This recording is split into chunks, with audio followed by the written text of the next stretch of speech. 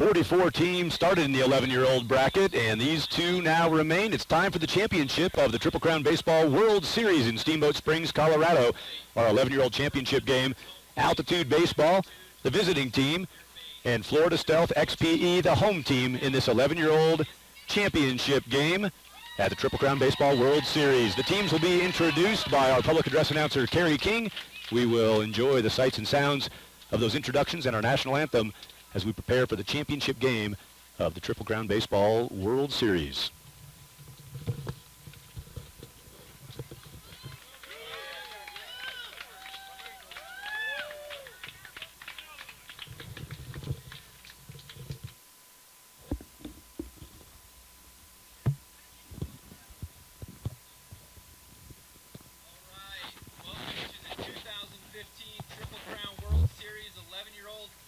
Championship game.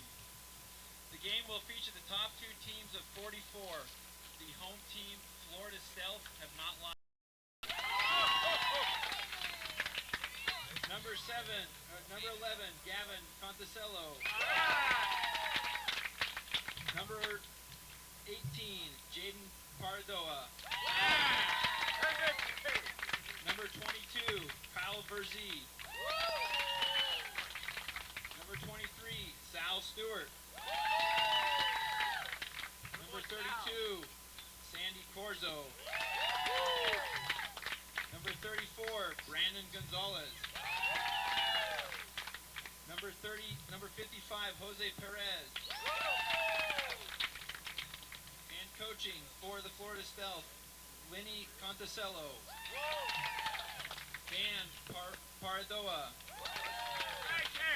Saul Stewart, and head coach Emilio De Leon. Now introducing our plate umpire for the evening, Kevin Chacon. First base would be Philip Lopez Jr., also active duty Marine. Third base umpire, Buck Bartolek. Okay, if you could please stand, rise, and kindly remove your hats and direct your attention to the flag above the ski lodge building for the playing of your national anthem.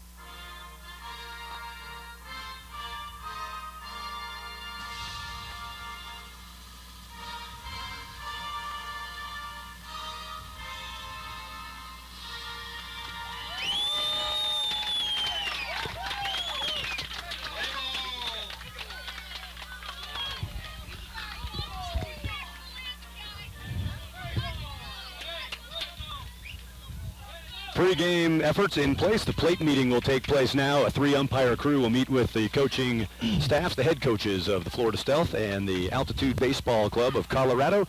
And we will get ready to get into our World Series championship game, Triple Crown Baseball in Steamboat Springs, Colorado. 11-year-olds featured right here on WatchTCS.com. This championship game presented by Baseball America. Today's game also supported by GH Pin Company, ghpins.com. And presented by Triple Crown Sports at triplecrownsports.com. Baseball America, GH Pin Company, and Triple Crown Sports, proud presenters of our World Series championship game in Steamboat. Well, we're back at it, and the sunglasses today indicating day game. Last night, an evening game. Our 13-year-old championship was fantastic show of 13-year-old talent. And today, the 11-year-olds take the field. Thad Anderson with Kevin Williams. Kevin, thank you again for being here with us in Steamboat this weekend. You bet. And we've been able to see these teams this morning, each team on the diamond winning some games this morning to get to this championship. Yeah, if you have socks, they're going to be blown off. And if you have a mind, it's going to be blown out. Great matchup today. I can't wait to see how this turns out. These guys are great, solid, fundamental teams. a beautiful environment to watch a baseball game in. These guys are hot. I can't wait to see how it turns out. Florida, Colorado matched up here on the diamond. And, you know, Florida, hotbed of baseball. We've seen a lot of Florida teams come through Steamboat and other Triple Crown Championship events over the years and get to this level. Colorado teams, not as frequently, although there's a rise in the game in Colorado. But this particular team here, the Altitude, they won the Triple Crown Summer Nationals in Myrtle Beach last year as 10-year-olds. Now they're back in a championship game at the Steamboat World Series as 11-year-olds. Meanwhile, Florida Stealth, they have rolled through the tournament and hung up nothing but wins since they arrived here in the mountains of Colorado. A pretty compelling matchup against some quality players from a mountain state and a coastal state. Yeah, it looks like we've talked to the coach, and he said they keep running into Florida teams. Every time they get to a championship, they have to face a Florida team. So it definitely proves that Colorado baseball is on the rise. Altitude baseball coach Gene Macias, who Kevin's referring to, said every time we get to this end of the line, whether it's in Cooperstown when we were out there or last year in Myrtle Beach at the Triple Crown Summer Nationals, and here again it's a Florida team across the diamond. Gene Macias, the head coach for Altitude baseball. Andre Champagne and Chris Schreiber, assistant coaches for Altitude baseball. For Florida Stealth, their head coach Amelia De Leon, and the assistant coaches Leonard Conticello, Dan Paradoa, and Sal Stewart on the coaching staff for Florida Stealth XPE, based out of the Delray Beach, Florida area. And that is the home team. By virtue of winning the winner's bracket, Florida Stealth has the home assignment. Now, this is a double elimination tournament. Stealth, they have the upper hand. They win this game, it's over. They're the champions. They lose this game, they get one more shot. The Altitude has to force the if game and then win another one. They've got to win 2 against the Stealth to win it. Stealth just need to get 1 of these. They'd rather get this first one and get it over with. Right. Should be an exciting matchup. I know Altitude's ready for the test. And Altitude will have the bats first. It'll be Dallas Macias playing third base defensively. He leads off from the left side batter's box to begin our championship game 1. And on the pitching duties for Florida Stealth, Jackson Pastore scheduled to take the hill. So the team's gotten what they need as far as warm-up. The Altitude just finished a win over Utah Extreme. Congratulations to Utah Extreme taking third place in the World Series. They were just defeated 9-1 by Altitude, and now after a short break and a chance for us to talk with the players a little bit, get to know them, here is pitch 1. Altitude batting, Florida Stealth playing D. Ball 1 high. Jackson Pastore, 50-foot pitching distance and 70-foot bases in the 11-year-old division. Gets one in the zone, and Dallas Macias sends it right back where it came from. There's a base hit. Top of the order is on base. Macias on board for the number 2 batter, the shortstop Alex Champagne. Good for Dallas. Step in there and, like you said, take the pitch back from where it came. It came right down the pipe, and he drilled it right back up the middle. Good line drive.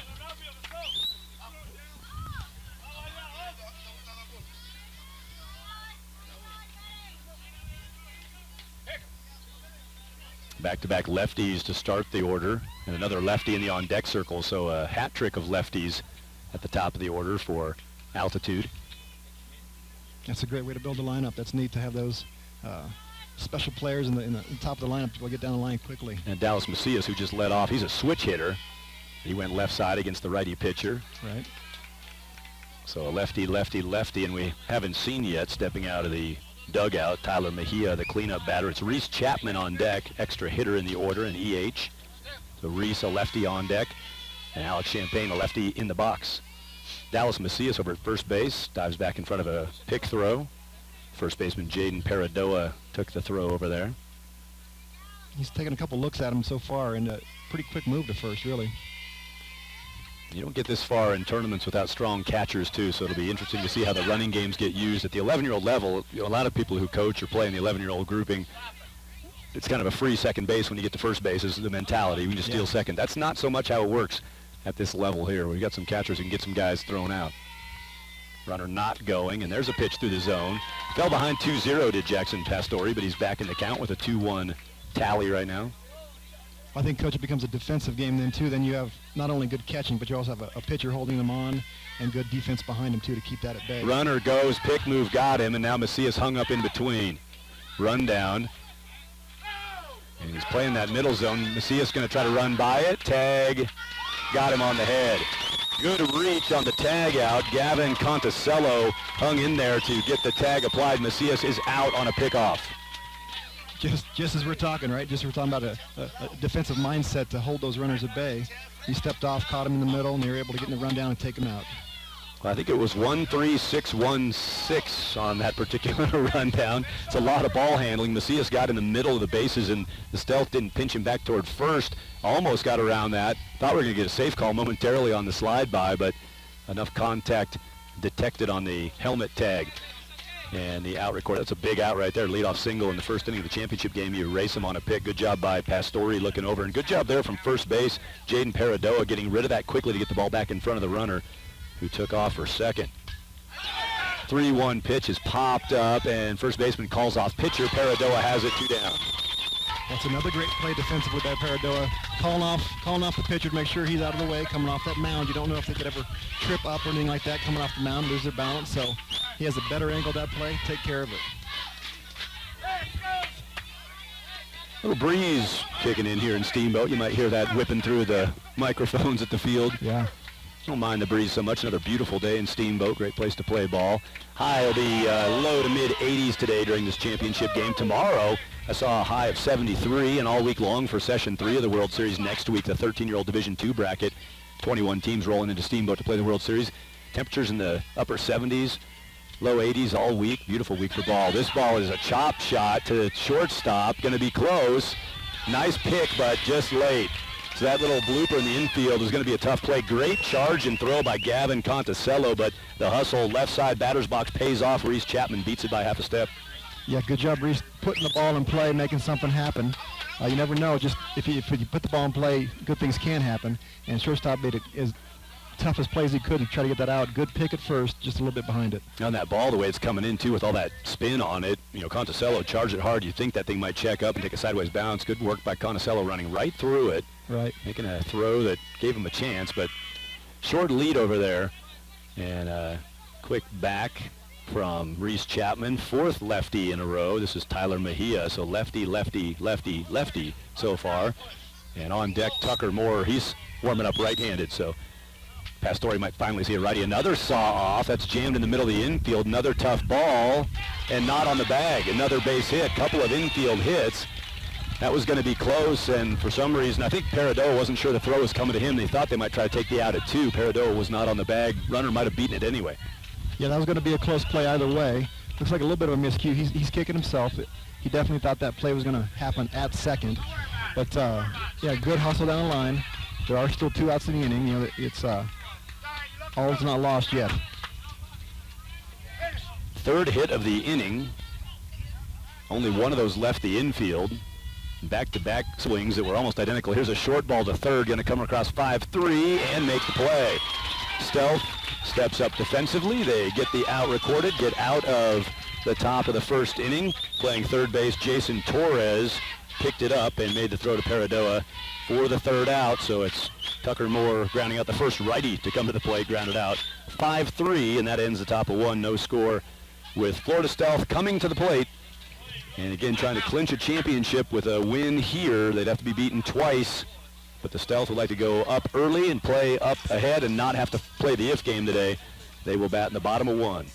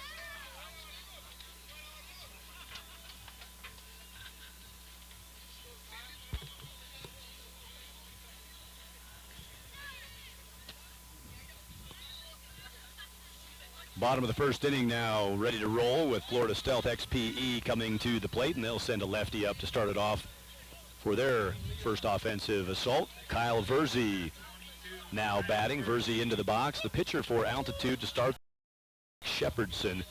Blake, right-handed pitcher, will take the hill. Favorite thing to do in Steamboat, says the pitcher, Blake Shepherdson, play baseball. So he's doing his favorite thing right now, gets a bunt foul, 0-1 count.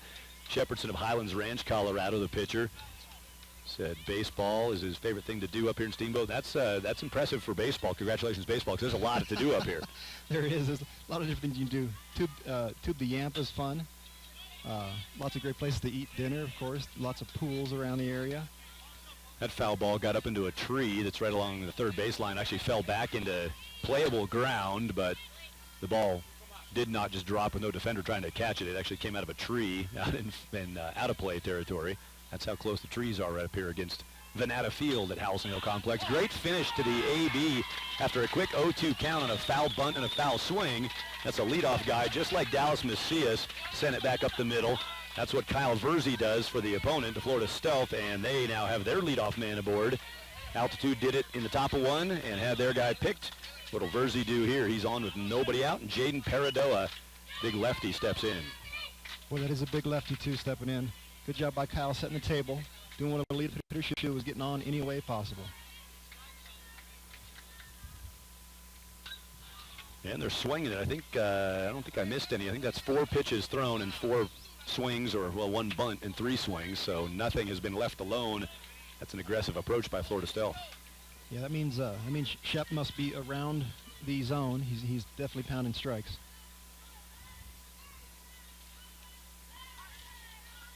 Time is granted. Jaden Paradoa of Hialeah, Florida, the batter. Jaden's got some of the finest handwriting in the youth baseball game. He wrote some information for us, and man, prefers the steakhouse when he's here in Steamboat, says Jaden. And his favorite thing to do, just like the pitcher he's facing, play baseball. A lot of other cool stuff, but getting on the field is why they're here and what they enjoy most. And that pitch, finally a pitch not offered at, and it's a ball.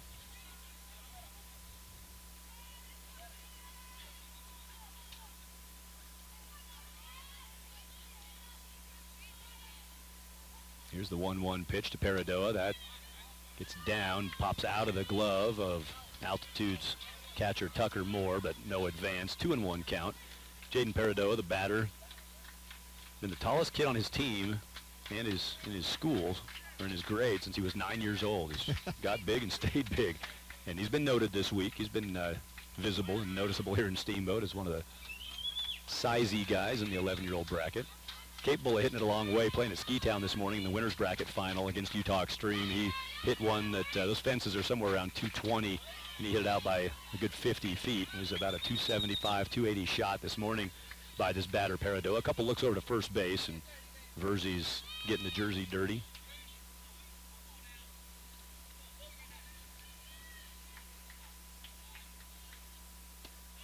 It's one of the more fun word combinations in a chance to broadcast a game. Verzi's getting the jersey dirty. You're welcome to use that anytime you'd like today. Thank you. You're always good for those, Coach. I like what Blake's doing here. He's focused. He's got a plan, game plan up on the mound. He looks great. 3-1 pitch is hit hard. It's 284 down the line. And it's foul over there down the line. So it's 284 down the right field line, 292 down the left field line, 322 to center, and that's what we're just talking about at Ski Town this morning. He hit it far enough to get it out of this park and almost did it right there, but just a little out in front. Smile on the face of the pitcher, Blake Shepherdson. Good for Shep, yep. He knows he dodged one. Now he sees if he can get a 3-2 pitch to get something done. Runner breaks, and that's ball 4. 2 on, nobody out. Paradoa hit the foul ball loudly and then takes a free pass to first base. Sal Stewart, number 3 batter, steps in. So that does end up being a loud strike for strike 2 on that at bat. It's a foul ball. Instead of being 2 runs, ends up ball 4. Nobody scores, so he's still in control of this inning if he could handle it. Here's Sal Stewart, the righty. He takes a strike. going to come back strong. Sal of Miami, Florida, nicknamed El Capitan.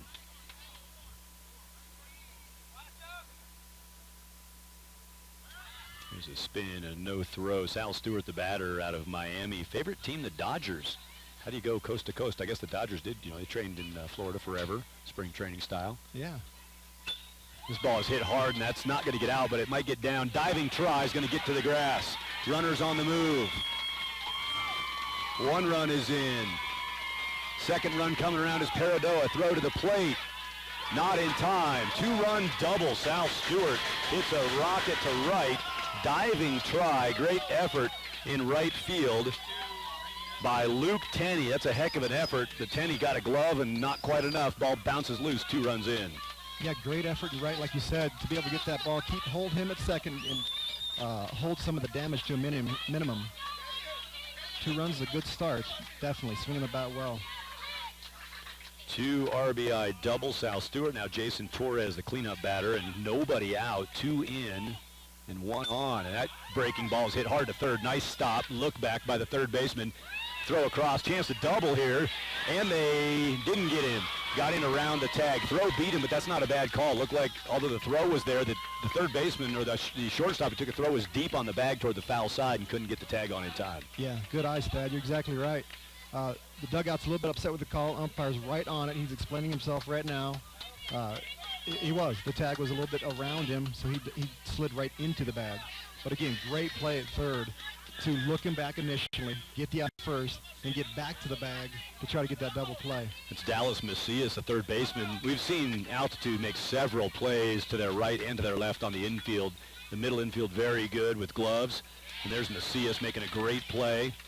The runner's able to move up Stewart, but it was a close play at the third base bag. Strike 1 delivered here to Sandy Corzo.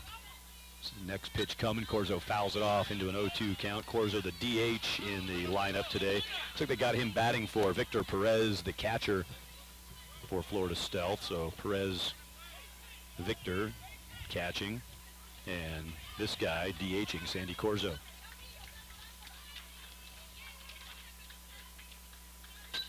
This ball's driven to right. That's going to knock in the 3rd run of the 1st inning for Florida Stealth. Tenney plays it up in right field, gets it back in. Solid single off the bat of Sandy Corzo. RBI, 1 out, 1 on, 3 in. And Florida Stealth getting off to a great start, bottom of 1.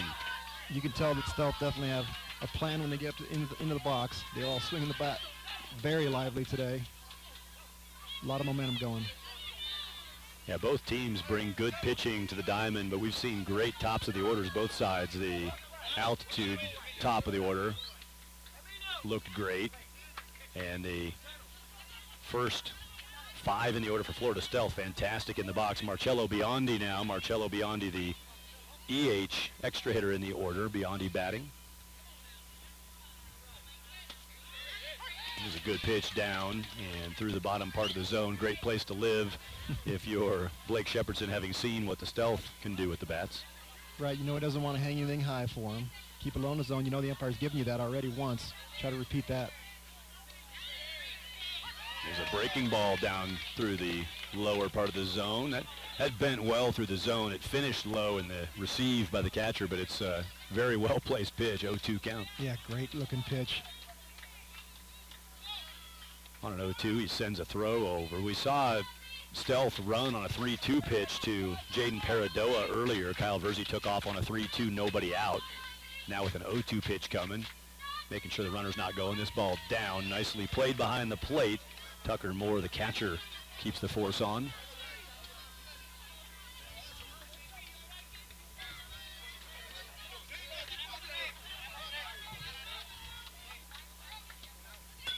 This ball's hit hard and fair down the third base line. That hit on the chalk. That's going to roll for a while.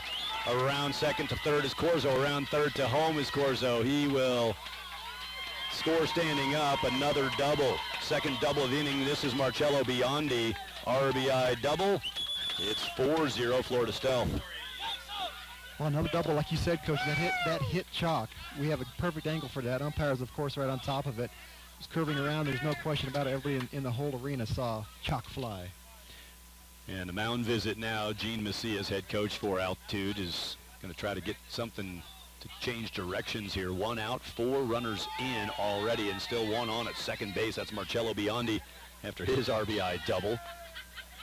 And not that it's not cool enough to be able to swing the bat like that. You get to have a name like Marcello Biondi. I wish that was my name. I'd take that. That does sound like a baseball name. That's pretty cool. 3 umpire crew. Our plate umpire, Kevin Chacon, heading toward the mound to report the first visit. High school rules here, you get 3 visits to the mound to use any way you want, and then after your 3rd visit, you got to start pulling pitchers. So it's not a per pitcher limit. It's just a 3 visits any way you want to use them that are charged when you don't pull a pitcher. 3 visits, and then after that, it's all pitching changes. So first visit there for the Altitude coaching staff, and there comes strike 1. Good delivery by Shepardson to get ahead. Jackson Pastore, the pitcher for Florida Stealth, batting 7th spot in the order.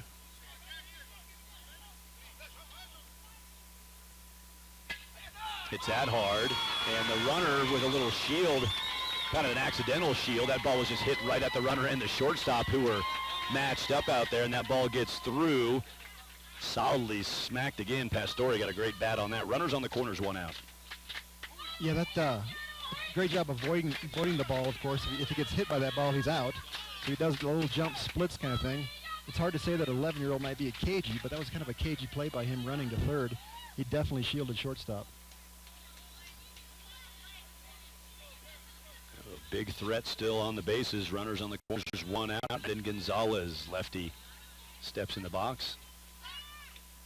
1st and 3rd here. A lot of options right now offensively for the Stealth. So a throw over by Blake Shepardson, trying to see if they can get a feel for what the Stealth wants to do here in their 1st and 3rd. Runner not going, and the pitch is down, ball 1. The way they're swinging it, they probably don't want to get too creative on the 1st and 3rd. Got to feel good about how they're hitting the ball. Yeah, Let the bats keep working. Yeah, I wouldn't have any plays in order. I'd just be letting us swing it and see how we can keep going. And swing in a 1-1 count. Pretty short lead over at first base.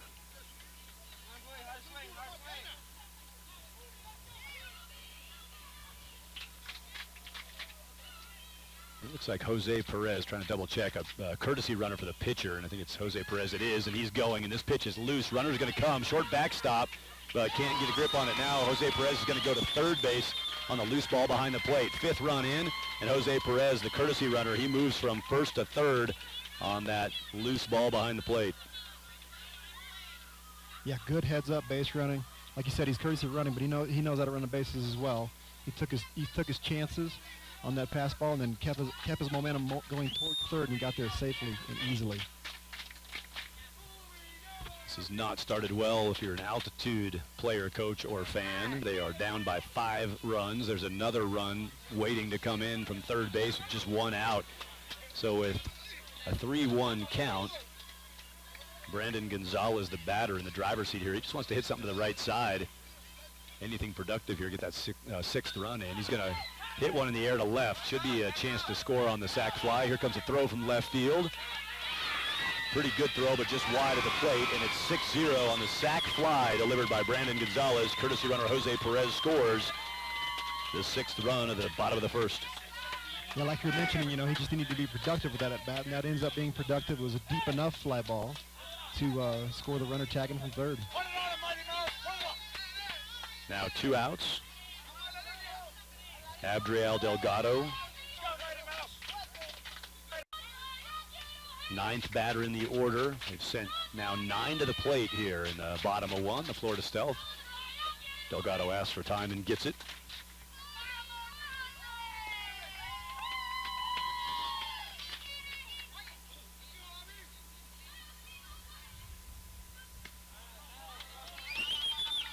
Takes ball 1.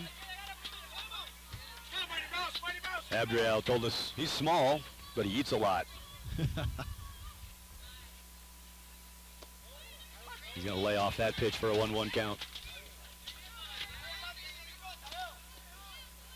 He said he enjoyed the whitewater rafting in Steamboat. I agree. That was a lot of fun up there. Outside, 2-1 count.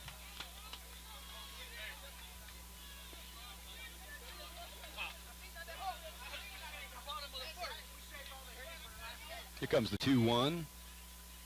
And a 2-2. Adriel shaking his head, not happy with his effort on that. It's a pretty good pitch by Blake Shepherdson. Got him on the outer edge.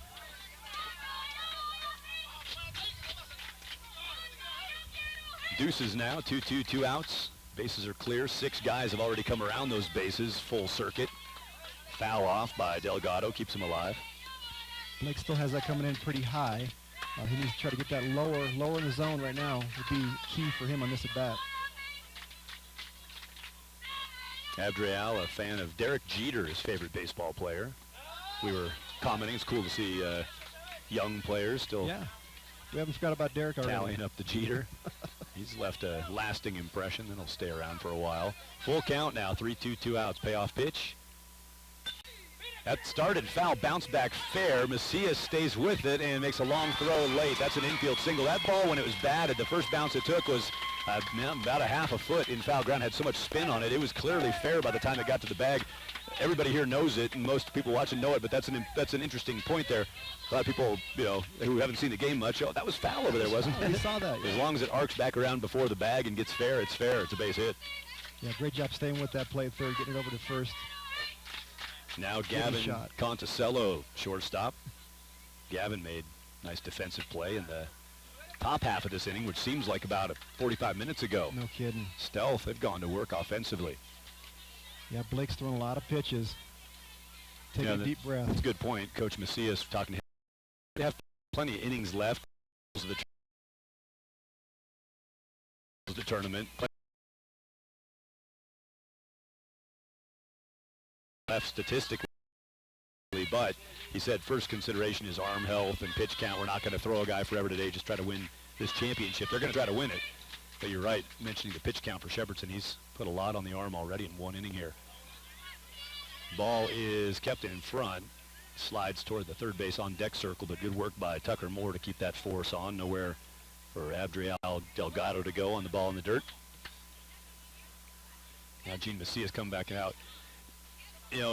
Blake Shepherdson looked over to him, and I think he might have said something about his arm. We were just talking about the arm and the health. And Gene Macias' second visit here, again, not a requirement to replace him here per some rules on a second visit within an inning, but they are going to replace him of their own voluntary decision. Blake Shepherdson will check out after 2/3 of an inning and give up the baseball. He's going to yield that to Jaden Brown. Jaden Brown, the lefty, will take over here in the first. Yeah, I agree with you, Coach. That looked like Blake motioned over to Coach to have him come off and at least talk to him about maybe a possible arm soreness of some kind of injury. So I'm glad he knows his body to take himself out when no one else sees it, right? Yeah, that's we hadn't seen it either. Nobody missed. Coaches didn't miss anything there. I mean, he was gritting along and doing what he could do, but he felt something in that pitch. He threw a ball in the dirt there that was wild and uncontrolled coming out of the hand. He might have just finally couldn't put any more on the arm. So a 1-1 count, going to inherit that right here for Jaden Brown. Jaden not in the starting lineup. They were holding him for pitching duty, so Jaden was not in the batting order. This is a substitution. In the tournament rules, you can bat extra hitters and rotate them in and out defensively as you wish, but in this case, Jaden Brown is actually a true sub. So we assume he's being subbed into Shepherdson's spot. Blake Shepherdson, who just left as pitcher, he's scheduled to bat third in the top of the second inning, so we'll see if Jaden Brown takes that spot or if they are doing more of the double switch style or how they're going to handle it. They do have an EH in their order and a DH altitude, so they've got a couple of options they can play. Thad Anderson, Kevin Williams, happy you're with us. Getting a look at Steamboat Springs, Colorado. Getting a look at the warm-up pitches from Jaden Brown. WatchTCS.com presenting this Triple Crown Baseball World Series Championship game. Baseball America are presenting sponsor of this delivery. Jaden Brown, the new pitcher of Parker, Colorado. Got the parents made the trip up here, enjoying a week in Steamboat. He's a fan of the Washington Nationals, and that also means he picks out Bryce Harper as his favorite MLB player. As we talked about last night during our 13-year-old championship, Bryce, a 4-time alum of World Series televised championship games. This ball down the line is just foul. It bounced just wide of the bag. and got foul. And I like the gesture over there, first base coaching box, Dan Paradoa. He looked at the fans and said, "No, that was the right call. It was close." But Right. Dan Paradoa had the closest look of anybody out there other than the umpire, and he said, "Hey, I just missed it by that much." Yeah, it's always nice when a coach could do that to kind of settle the troops down a little bit, let them know that, hey, he's right. Gavin Conticello swings and rockets this back through the middle. Chance to force at second, but not quite enough time as Adriel Delgado gets into second base, and Gavin Conticello delivers a single. They've batted around in the first inning. Kyle Verzi, the leadoff batter, he's back up there. He singled and scored a long time ago in this very same inning. That's a good job by Gavin. You know, sometimes when you kind of deflated when you miss the ball barely and it goes foul, and he just took that pitch up the middle for a line drive. 10 guys have come to the plate in this inning. They have 6 hits. That sounds exactly like last night in our 13-year-old championship game when Nebraska Naturals did something like this. So 10 guys have come to the plate in the bottom of the first for Florida Stealth, and 6 have already scored. They have 6 hits tallied already. Explosion offensively. Yeah, you can tell it's a whole team concept of hitting. They all follow it. They all swing at good pitches. Verzi hits it hard towards second. And that play is made cleanly. That good middle infield defense. Jack Alley, the second baseman for Altitude, picks it up, makes the play. 11 come to the plate in the bottom of the first. 6 of them come back around to touch the plate on a scoring moment. And the Stealth takes firm command after 1 inning. 6-0 is the championship game score.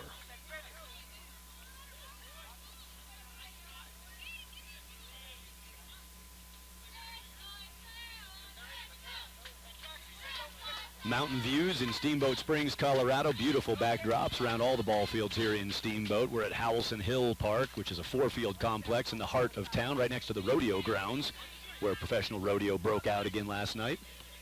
Howelson Hill Park. We're on Venata Field in Steamboat Springs. You can use hashtag IPlayTCS on social media. Tell everybody which team you're pulling for in this championship game, or tell us your favorite thing about Steamboat Springs. Get in the game, use hashtag IPlayTCS. Kevin, you were commenting on first base coach for Florida Stealth, Dan Paradoa, and how you like it when a coach takes a chance to sort of communicate a little bit. I mean, no problem for the fans to be, oh, yeah, well, that was close, that was great, but coach saying, hey, good call, just to sort of support the credibility of that umpire and establish that the umpire's doing good work. We have a great crew out here today on our umpiring crew. But I was going to comment that you and I coached together. I coached on the third base side, you coached first base side, and you were a master of that, of communicating to maybe the fan base in the stands, or to the players, or to the dugout that, you know, hey, it's ball, it's close, but yep, didn't go our way. I would do it both ways for sure.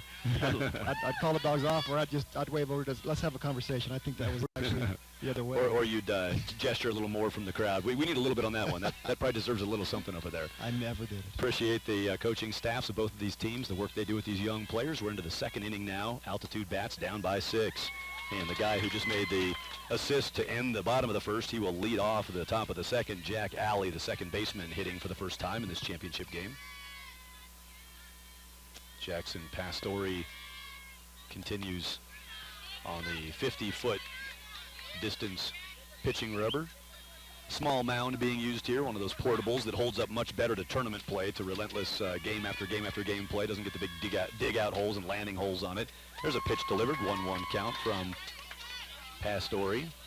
Talking about game after game after game, Altitude Baseball yesterday played 5 games on Saturday to fight their way through the losers bracket. 5 in one day, and they won every one of them. And won 2 more this morning before this game. They're playing their 8th game since yesterday morning right now. They're in a big hole, 6-0. They've done nothing but play baseball, eat a little bit, sleep a little bit, and then play baseball again. That's a very difficult road to get there. But, as so many of these kids noted, they love playing baseball. Still a lot of smiles on their faces when we met with them. They're happy to be in the championship, but they're also just doing what they love doing. They're having a great time. That pitch missed up a little bit, 2-2 count.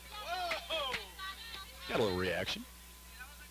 Another great name, Jack Alley. His nickname's Jally. Jally.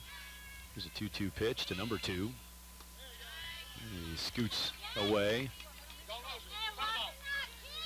Time is requested and granted. Victor Perez, the catcher, wants to talk to Jackson Pastore. He had a couple of pitches here, his last couple thrown, that were close, near misses on strikeouts. Don't know if it was about, keep your head up, or if it was about something with pitch delivery or communication there, but I always love to see that. Victor Perez, the catcher, taking command of the battery work, pitcher-catcher. 3-2 pitch. Swing and a miss, strikeout. So you never know what was said to the pitcher just then, right? He talked to him, set him down, said, nope, let's just go to this and get that strikeout. Well, and it very possible what he said. That pitch before that looked like a breaking ball that stayed in on the toes, the shoe tops of Jack Alley, and then they went up and out on him to really change the eye level, and Jack offered at it right away. So it's possible Victor read that all the way and ordered up where he wanted it. That pitch missed. Perez framed that up for an extended period of time. He's getting a little feedback right now. I don't know if that was from fans behind the fence or from the umpire saying, let's don't overframe. That wasn't artwork. I think that was coming from behind him. Okay. Fouled back, 1-1 count. Cade Mulligan playing first base for Altitude Baseball. Cade is in the batter's box. 10-batter order here in the championship. Cade Mulligan to be followed by Blake Shepherdson's spot, and standing on deck instead is Jaden Brown. So Jaden was subbed into the batting spot of Blake Shepardson. This ball is bounced softly towards short. Good arm strength over there at shortstop. Had to go down to a knee to make sure that thing didn't squib around, and then came up and fired a dart across the diamond. Gavin Conticello. Yeah, good job by Gavin, like you said. Well, he had to get down to get that ball, get to his feet quickly, and fire across the diamond. Great strength.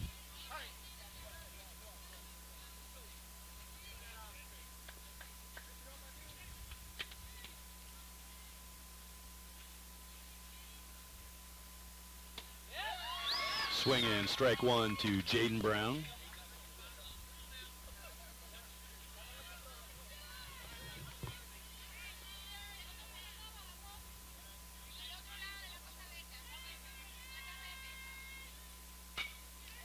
Breaking ball is bounced, hopped over to second base, and handled without a problem. Another ground out, another quick inning for the defense of Florida Stealth. They are out of that without a base runner getting aboard. Looked like Sal Stewart had the second base defense right there. Sal Stewart plays it at second, makes the throw over to Jaden Paradoa. And so after some traffic in the first inning for Altitude Baseball, they get nobody on top of two, and we are at a 6-0 count. Florida Stealth has batted once, scored 6 times. They'll do it again here in the bottom of the second.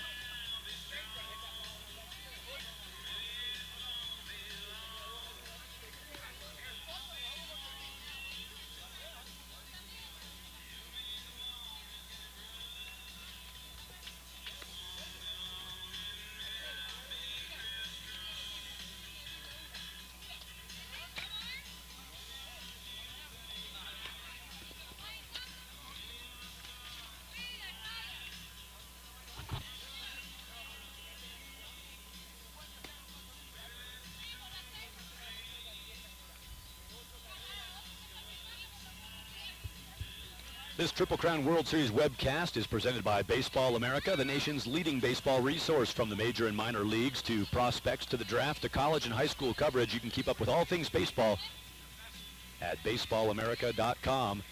Thanks to Baseball America, along for the ride all summer long with Triple Crown Baseball webcasts. From Omaha at the Slump Buster in June, had a couple of webcasts out there, an All-Star game and a 14-year-old championship, and then on the East Coast last week, Myrtle Beach Summer Nationals 14-year-old championship and the U.S. Baseball Championships All-Star game.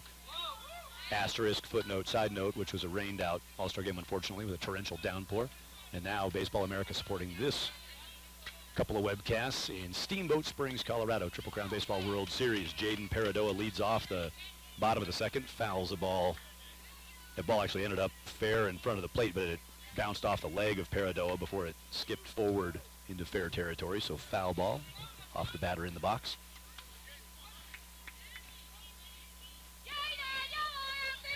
A 1-1 count.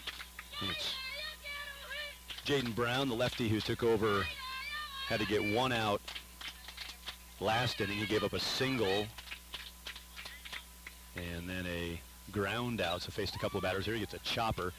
This is Jaden Paradoa, who hit the foul ball about 305, 310 in the first inning and then walked and scored.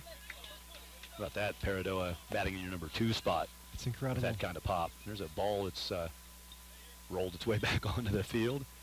Kind of one of those random, where'd that come from balls. Not a bullpen down there, so I think somebody got a foul ball and played it back forward with no regard for live action on the field. Got him out front on that. Paradoa pops it again out of play, foul. So far, everything that Jaden has swung at today, he's been way in front, working that first base side, the right field line side. Lefty on lefty here. There's a shot knocked down at first, but nobody's going to be able to get to the bag before Paradoa gets there. Infield single, hit hard, gloved barely by Caden Mulligan on a reach, and Paradoa's aboard. Yeah, and very smartly, Jack Alley over there did get the ball but did not throw it away. He knew the pitcher had not got the spot to cover yet. Jaden hadn't gotten there yet, so he held the ball to keep from anything else happening. Sal Stewart, the batter. Sal doubled and knocked in 2 runs in the first inning. That was the only, let me double check that. Yeah, that was the only 2 RBI swing. 2 RBI for Sal Stewart in the first inning. Here comes the pitch. That's a strike, well delivered. So a 2 RBI double for Stewart. Also, it was Sandy Corzo, an RBI single. Marcello Biondia, an RBI double. And Brandon Gonzalez, a sacrifice fly RBI. Those who knocked in runs in the first inning. 1 also scored on a wild pitch. Let's see if Jaden can work down in the zone now. He wants to keep that ball down at the knees or lower. Another pick, and going in hard to the bag, but out at second base is Jaden Paradoa. And that's second time. Each team's done it once now. A leadoff batter in an inning gets aboard and then is erased on a pick.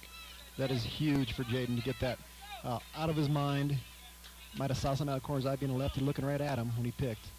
Jaden Brown, the lefty, picked him, and now he throws a strike on the outer edge that Sal Stewart facially expressed at. He didn't like that particular strike call, but he's going to have to live with it. 1 and 2 count.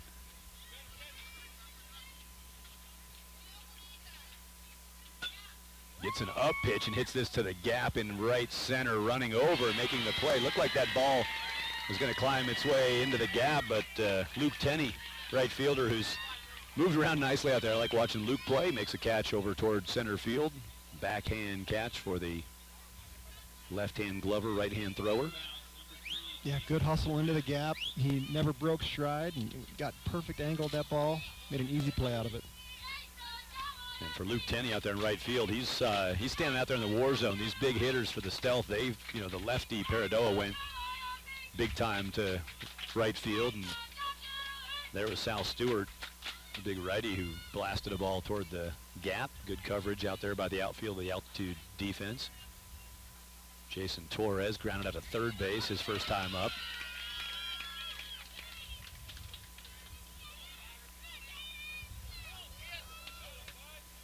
One count to Torres.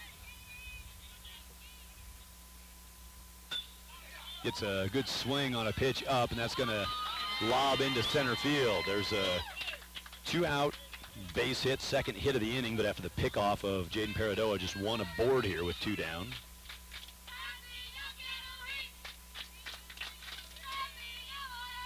Sandy Corzo, RBI single plus a run scored in the first inning. Bats again now in the second.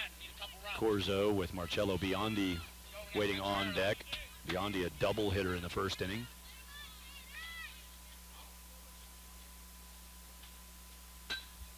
Bounced right over the head of the pitcher and positioned nicely behind the play, making the pickup. Alex Champagne steps on second for an unassisted fielder's choice third out. Corzo fielder's choice ends the second inning. No runs in that second for Florida Stealth. They're still riding those 6 they got in the first inning. They lead at 6-0 after 2 innings of play of the 11-year-old division Triple Crown World Series championship game in Steamboat.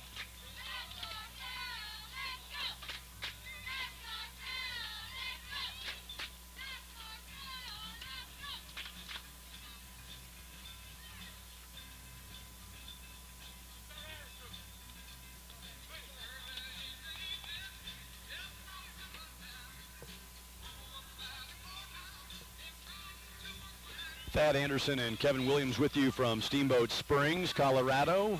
Altitude Baseball of Colorado, Florida Stealth featured in this 11-year-old championship game. 44 teams started this 11-year-old bracket back on Wednesday, played pool play on Wednesday, Thursday, and then got into double elims.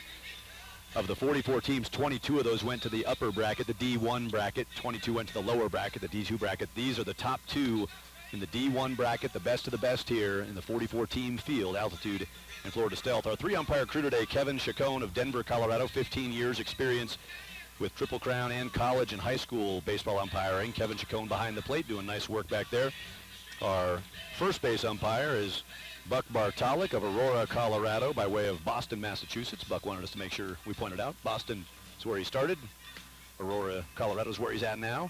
And our third base umpire, Philip Lopez Jr. of Rockland, California. Joined the Navy in 2002.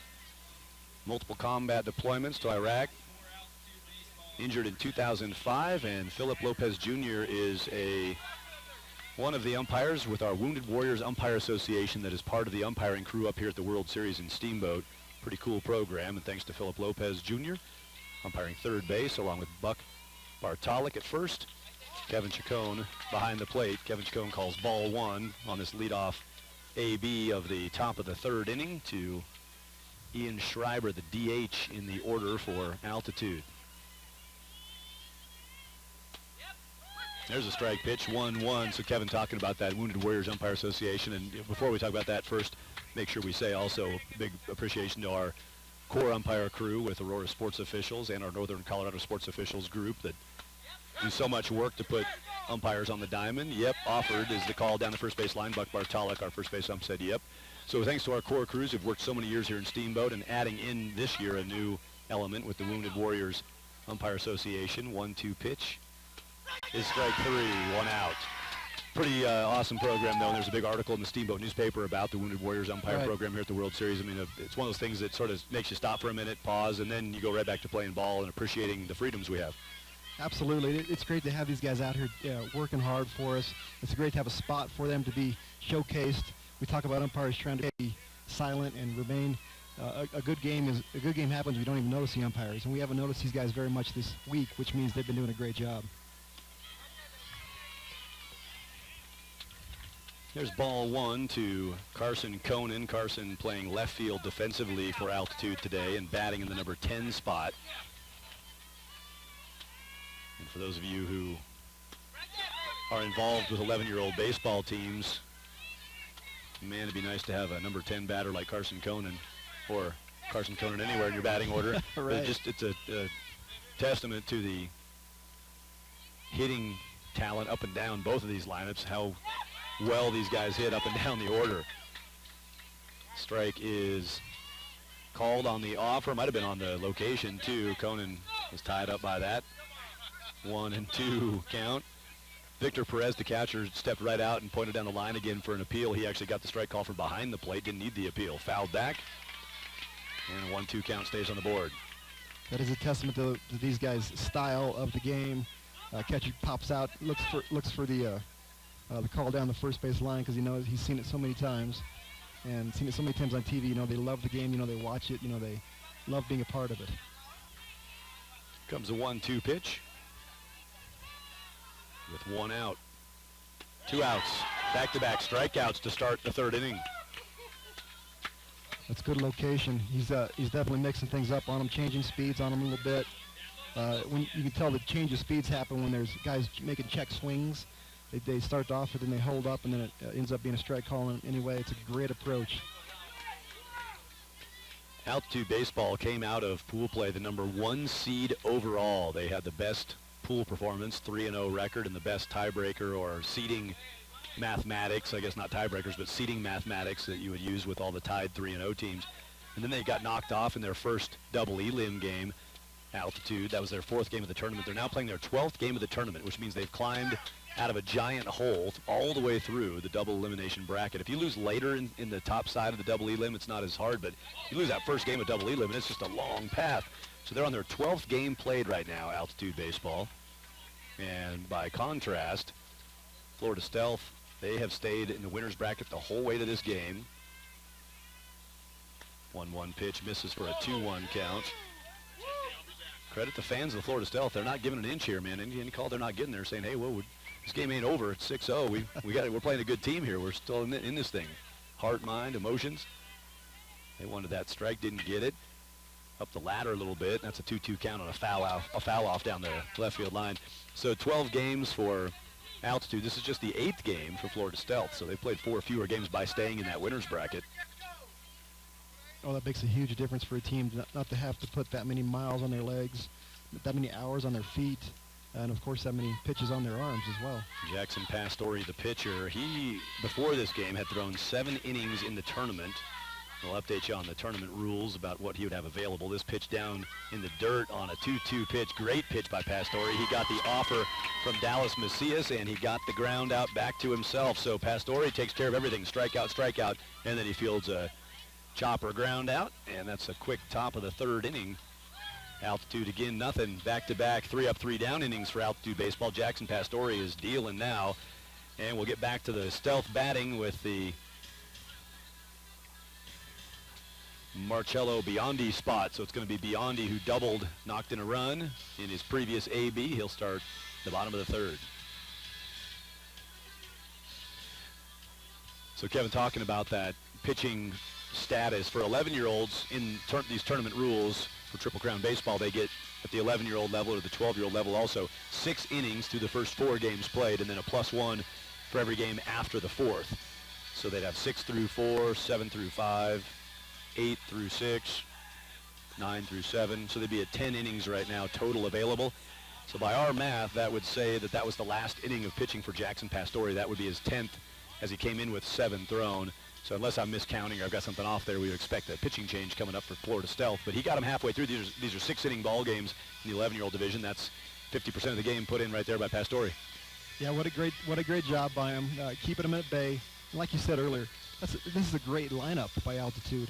These guys have been hitting all weekend.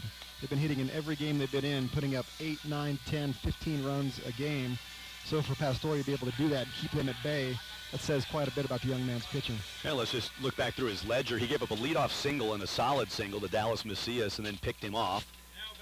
Got a pop-up, gave up a couple more singles. They were bloopers between the middle infielders and the pitcher, kind of doinked in there, and then got a ground out. And then Jackson Pastore went to work, strikeout, ground out, 2nd inning, strikeout, ground out, 3rd inning. So 3 of the last 6 outs that he earned were strikeouts. Great work in the championship game by Jackson Pastore. Here's the bottom of the 3rd now. Marcello Biondi takes a strike.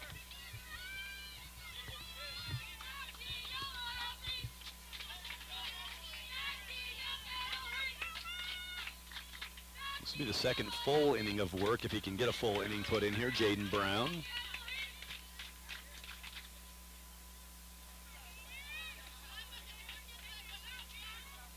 Yeah, let's see if Jaybird can keep them at bay here.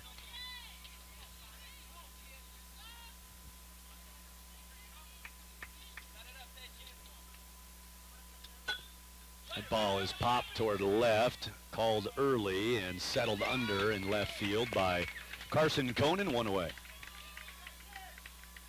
It's good job by Jaden. That's exactly what you need, is a quick out, and he got it. The psychology of the game is that, the pitcher was getting us, was mowing us down. I would imagine that Altitude would be happy to see Jackson Pastore not come back out if his innings have been exhausted, but I doubt they're going to see anything highly hittable. And Stealth has got plenty of arms to go to here, but maybe just that little bit of psychology of, okay, something different, wasn't working out the first guy. Let's see if we can get ourselves excited about hitting something different here. But they got to play defense first. They get a couple of quick strikes in this count against Jackson Pastore.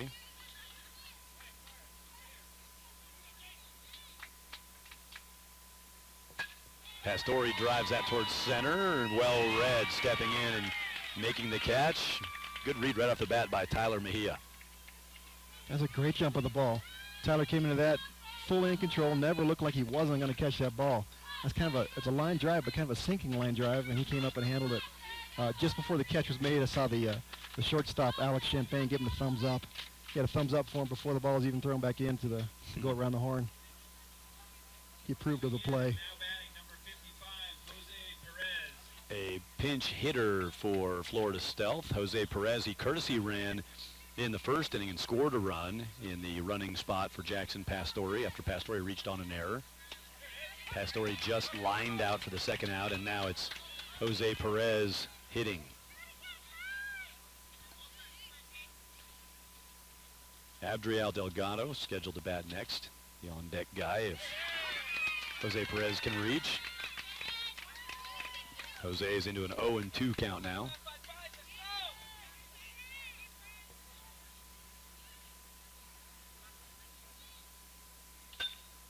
This ball's bounced to Hopper to short. Throw stays up, and bag is had there at first base. Good foot kick on the backside by Cade Mulligan after taking the throw from Alex Champagne. Champagne playing a nice smooth shortstop. And there is the first 3-up, 3-down inning, put up defensively by Altitude Baseball. That's, you know, if you're looking for them, if you're one of the folks watching who'd like to see them get back in this ball game, that's the momentum they need. They're going to get a 3-up, 3-down and a pitching change here, somebody different to see on the mound. It's 6-0 after 3 innings of play in a 6-inning ball game championship at the Triple Crown Baseball World Series.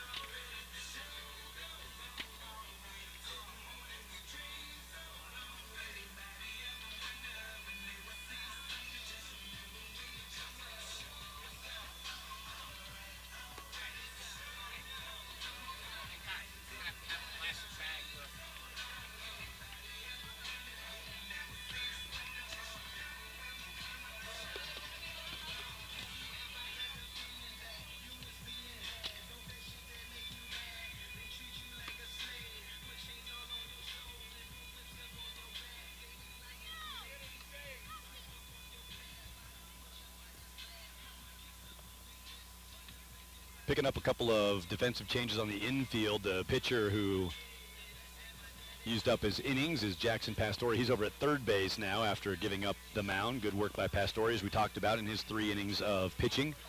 No runs allowed, gave up 3 hits, all singles, and only 1 of those out to the grass. So it's Pastore moving to third base, and to be honest with you, holding his right arm a little bit. Don't know if that's just hanging out waiting, or I saw him doing that earlier after he made his first throw to first base. And he flipped that one across. Looks like Jackson's arm might not be feeling super fantastic, but he's over at third base right now. And moving over to second base is Marcello Biondi. Still at first base is Jaden Paradoa. Shortstop continuing is Gavin Conticello. And the new pitcher in for Florida Stealth, Sal Stewart. Sal Stewart now on the hill, the righty throwing for Florida Stealth. He will face Alex Champagne, number 2 batter in the order for Altitude. He will start off top of the 4th. Yeah, Pastore is still, he's working his way in. There's some communication going on over here on the first base dugout side about arms bugging a little bit, but he was creeping in. He's mainly just doing that to take away the bunt. Wasn't trying to get off the diamond. He's just trying to creep in on Alex Champagne to take away the lefty's bunt option. Sal left a little bit high there. Sometimes you get in these big games, and the first couple pitches, you're pretty amped up, and you just don't finish down and low in the zone. Sal's second pitch is at the upper edge and not quite down enough. It caught the above the zone spot, 2-ball count. Sal Stewart has thrown 6 innings in the tournament through the first 7 games they played. So Sal has 4 available. That means he can close out a regulation game, or could even pitch 1 inning of extra innings if a 7th inning was forced here. So if Sal can dial it in, he's got a full complement available. Here's a strike pitched, and you know, the other nice thing for Sal is he threw 4 innings back on Friday, a couple of days ago. He threw 2 yesterday, so it's not like he stacked up these 6 innings just yesterday and did a lot of arm work. He's actually spread out the arm work pretty well. So Sal's got a chance to ride the second half of this game and help his team on to a World Series championship. But right here facing a 3-2 count against a good hitter, Alex Champagne. Popped out to first his first time up. Pops foul to keep his count alive.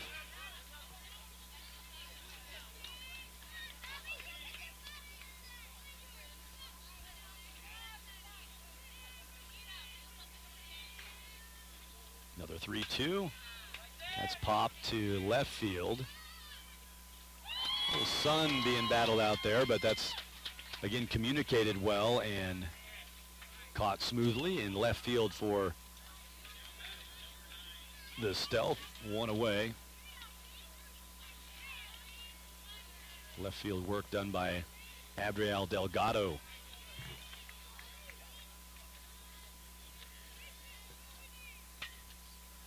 First pitch swinging, strike one on a foul off from Reese Chapman.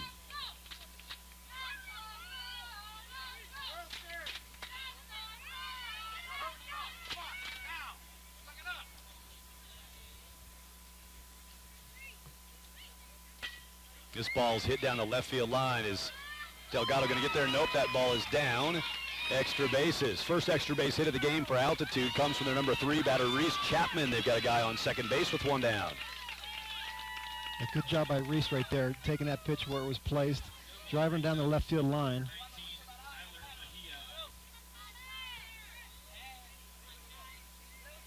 And now Tyler Mejia, the cleanup batter. Mejia playing center field, made that nice play on that liner right at him last half inning. A little bit of life here after consecutive 3-up, 3-down innings in the second and third. Just 6 guys came to the plate in the last couple of innings. Now a bouncing ball is going to move the runner onto third base. That changes dynamics with one away. Now runner at third. There's a lot of ways to get him home. Right. And like you talked about, just changing the pitcher sometimes. It changes the psyche of a team. And all of a sudden, the first guy gets on, that kind of thing, and all of a sudden, you know what? We can hit this guy. We can get some runs scored. Can change the momentum of the entire baseball game.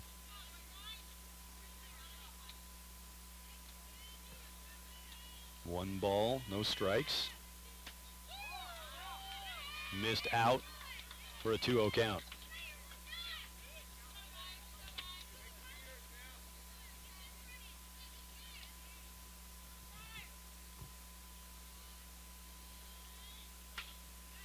Like that pitch, got a good swing at it to center field. Here comes the tag to the plate. Here comes the throw. And sliding in safely. First run of the game for Altitude Baseball is a sacrifice fly from Tyler Mejia. Reese Chapman doubled, moved up on wild pitch, tags and scores. It's 6-1 Florida Stealth. Yeah, great job from Mejia. Taking a pitch that he can handle and driving it to center field deep enough to score the tagging runner from third. Great throw into Perez for catching, and closer play than I thought was going to be at home plate.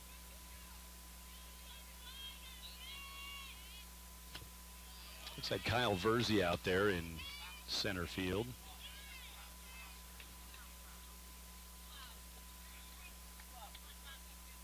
Tucker Moore, the catcher for Altitude.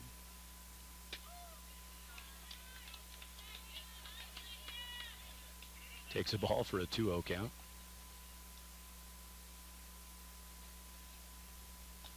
Two outs, nobody on. First run of the championship game has crossed the plate this inning for Altitude, but they're still down by 5. So, anything here is important, though. We're into the run rule innings now in the 11-year-old division. After 4 innings, it's a 10-run rule, and 8 after 5. And so Florida Stealth, they put up a couple runs in their next at-bat, and it would have been down to that knockout punch potential. So Altitude's got a scratch and claw just for something on the board. They get a walk for Tucker Moore. 2-out walk. Let's Jack Alley get another chance. We were watching that losers bracket final. Utah Extreme defeated by Altitude earlier today to get into this game. Heard Jack Alley's, we believe it's his grandpa, with an interesting comment about how he wanted Jack to hit the pitcher. Yeah, he said, hit him like he hit me. So Grandpa must be throwing some BP, and said, hey, you knock me around when I do it. Why don't you make sure you swing just like that? Just trying to make him relax, and hey, son, you got this. Just hit him like you hit me. Jack's mom, dad, sister Isabel, aunt, grandma, grandpa, they all made the trip to Steamboat for the World Series. It's not a hard one to recruit fans to come to. Hey, anybody want to come up and watch me play some baseball in Steamboat? Oh yeah, we'll watch you, quote unquote. We'll watch you play baseball in Steamboat. How many games do you have, and where's the pool? Exactly right. So many things to do up here in Steamboat.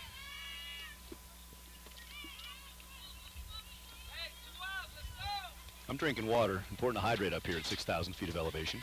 That's right. We're in the shade, which is nice, so the intense sun's not burning down on us. Here's an 0-1 pitch. Bunt put down.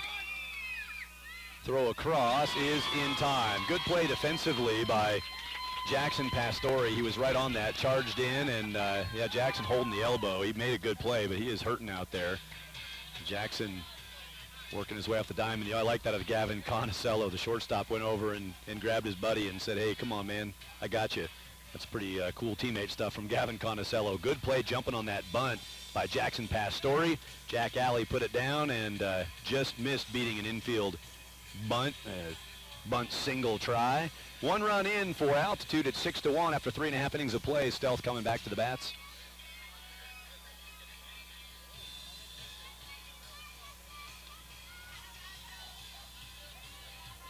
We had Creedence Clearwater Revival earlier. We got Van Halen going on now.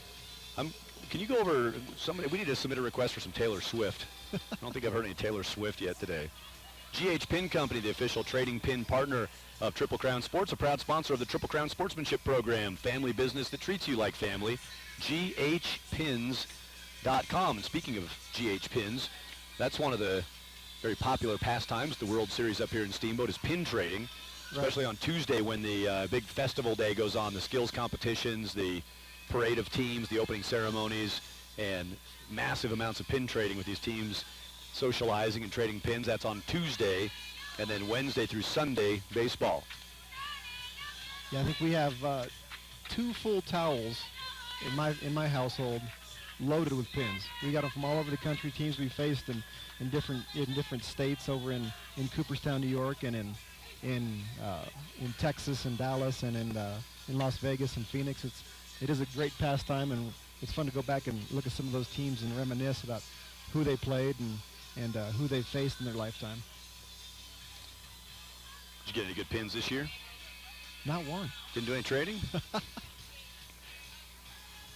No, we're enjoying our stay at Canyon Creek, part of the Steamboat Resorts portfolio of properties. Steamboat Resorts and Mountain Resorts, 2 of the premier lodging providers for the Triple Crown World Series up here in Steamboat Springs. Fantastic job by the lodging community, the local host community, the restaurant community.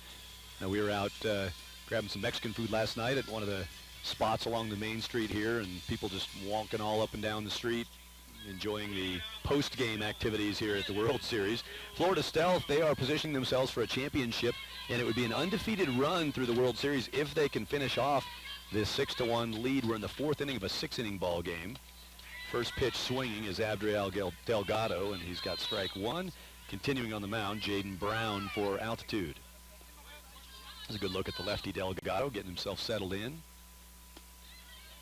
Stayed off of that consistent strike zone being applied. We saw a few misses by Stealth pitchers on those outer edges, and there Jaden Brown just missed on a pitch bearing across the plate. Nice swing by Delgado. He chopped that right in half and hit a rocket to right field. Good cut for Delgado. His 2nd hit of the game, 2 for 2 now. Yeah, you got to love that swing. He wasn't trying to do too much with it. He was able to just put a good stroke on the ball and get it out to right field. Great at bat.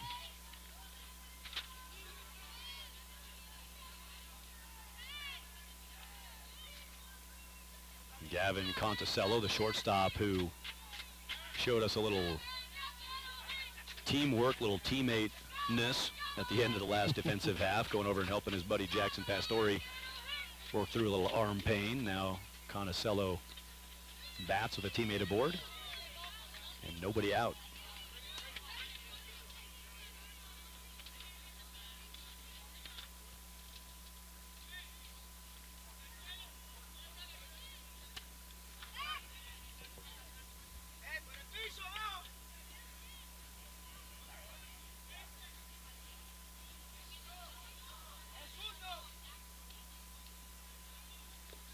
That pitch gets away. It's going to be a free base for Adriel Delgado. Saw there Jaden Brown, the lefty, really lingered his look over to first base on his delivery to the plate. And a lot of times with the lefty, you see that happen if they look too long and their head's swiveling or pivoting as they make their pitch. A lot of times that pitch gets loose, as that one did. Yeah, you want to find your target quickly.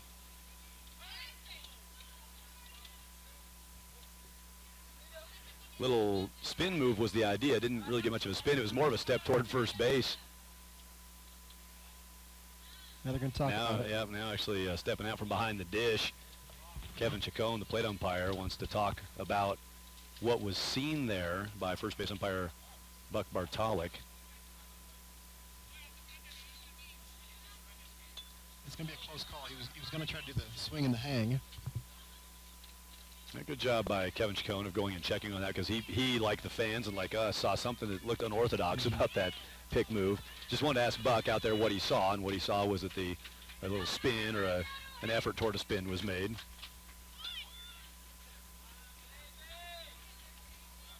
Loose ball's not going to be a move up here. Staying at second base is Adriel Delgado. Nobody out in the bottom of the fourth inning. 6-1 Florida Stealth. 2-ball, 1-strike count to Gavin Conticello. Fun watching Gavin play ball. And I love how this underscores just the range of physical stature at this age. I mean, you got Jaden Paradoa, who's bigger than both of us combined. You got Gavin Conticello, who is as legitimate as anybody playing ball here, and he's one of your smaller guys out here, but watching his glove work, the way his footwork is at the shortstop position, a strong arm from shortstop as well. Here he's got a strong swing. He drives this to right. That ball's bouncing to the fence down there at about 285, and that's going to score a run. That's going to be a triple for Gavin Conticello. We were talking about how good these batting orders are up and down the lineup. That's the number 10 batter for the Stealth, jacking something to the fence down the right field line. Triple RBI. That is amazing. You know, dynamite in small packages, right? That ball was stroked to right field. The right fielder turned and ran on that ball. Great at bats. Like you said, the number 10 batter in the lineup, anybody would love to have that in their lineup. It looks like Carson Conan, I think, might have swung over to right, trying to verify that jersey number out there in right field. It was Conan who had to chase that down. Now a ball popped. This is a good opportunity for the Altitude with a runner on third base and nobody out. That's an important first out. They've got to grit to another out to avoid some kind of a sacrifice or a ground out that can score a runner. They got to contain the bat now of Jaden Paradoa after the pop out by Kyle Verzi.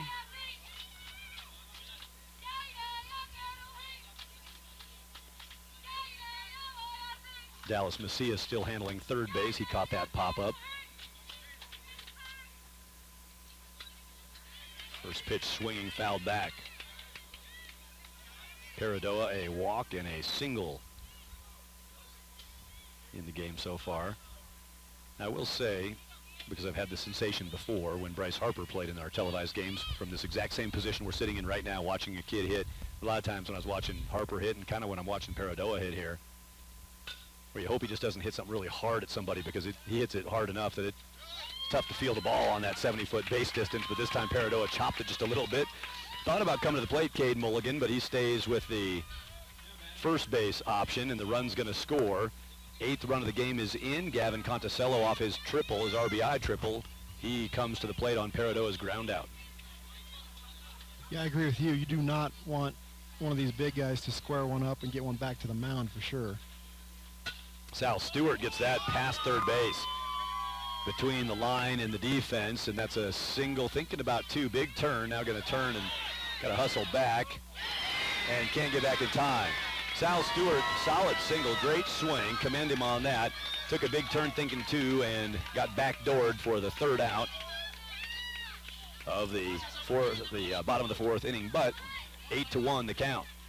2 runs cross. It's a single by Adriel Delgado and a triple by Gavin Conticello, and those 2 base hits end up being runners crossing the plate. 8-1 the score into the 5th inning. Remember now, it's an 8-run rule after 5 in the 11-year-old division, so where we sit right now, Altitude doesn't have to score right here, but if they don't, they also can't allow a run to cross the plate from Florida Stealth. Right, and you know, 8 runs isn't a ton of runs. I mean, we've seen teams come back from more, of course. I bet you the fan base of Altitude has seen these guys score 8 runs in 1 inning before. They can break that in half and do it in 2 innings, 5 and 6. So this game is not out of reach by no means. Whatever your game, baseball, softball, basketball, volleyball, you can treat your team right with destination locations, signature memories, professional staff. Get in the game at TripleCrownSports.com. That's TripleCrownSports.com. Triple Crown Sports and Triple Crown Baseball presenting this Triple Crown World Series in Steamboat Springs, Colorado. The 11-year-old championship game barreling along now.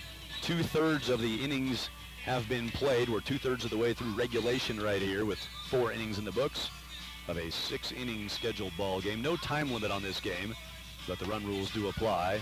10 after 4, we've cleared that mark. 8 after 5 is the next step run rule. And Florida Stealth, they've done a great job putting themselves in position to either end it early or end it on time with a big smile on their faces. They got 6 runs in the first inning. In fact, 6 of their first 7 batters scored. The first 7 guys who came to the plate, 6 of them wound up crossing the plate in that first inning. It's been that if this thing ends in their favor, it's going to be a knockout blow in the first inning, and it kind of felt like it then. But like you said, Kevin, it's not over with the altitude until that last out's made. There's a swing and a miss for Cade Mulligan, strike 1 to start the top of the 5th. And you got to hand it to Jaden Brown also, coming in relief and able to hold them at bay for just scoring a couple runs since the first. That ball's hit hard towards short, and big hop over the top of Conticello's glove. That's a single for Cade Mulligan, his first hit.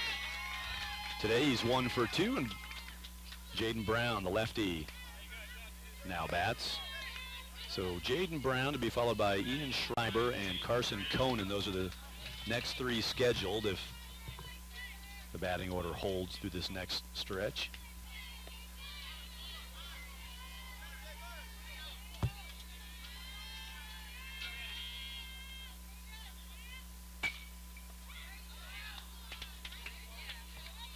Going the other way with that foul ball for Jaden Brown.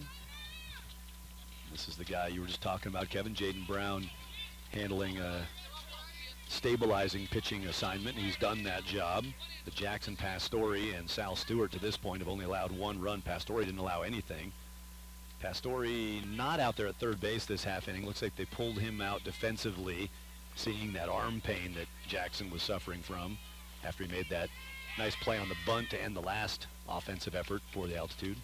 That's good to see they got him out of the game. It was obvious pain, and you don't want to see a kid have to go through something he didn't have to. I'm sure he's got ice bag on it right now, taking a well-deserved rest on the bench.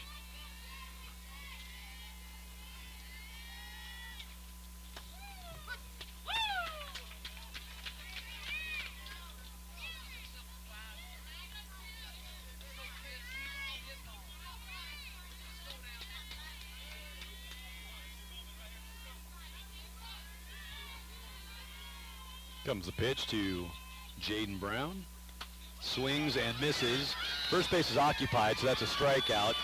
Runner's going to move up to second base. Jaden Brown is still out on an occupied first base. Drop, third strike.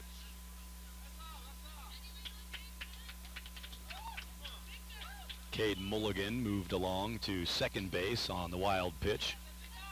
Now batting number 17, Ian Schreiber. 4th strikeout of the game recorded by Stealth pitchers. And that is the first of the game recorded by Sal Stewart.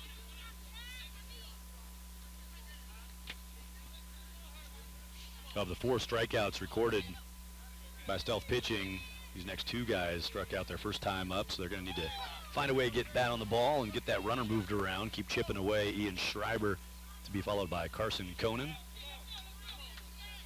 Good hitters again in this deep part of the order for the altitude. That's what do you think he's gripping right there? That didn't really look like a spinning breaking ball. That had some funk on it. It did. That had from our angle, that had a downward bite at the end there. That was a great pitch. Kind of a change grip. Now upstairs, ball was up, but that's good pitch variation there. And you got Schreiber. Foul out away. 1-2 count.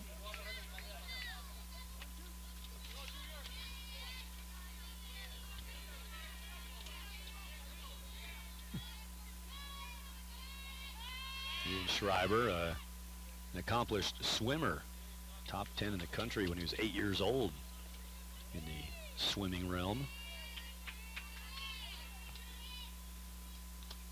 Breaking ball bounces in. Victor Perez gloves that.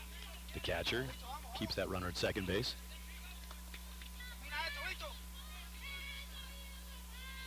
Here's a 2-2 pitch. Nope, not a 2-2 pitch, a 2-2 spin. Schreiber, like a lot of guys we've seen, lists as his favorite college baseball team, Vanderbilt. Yeah. They've earned that. Vanderbilt's earned some fans around the country. They have earned that the last couple of years. Great showings in the College World Series.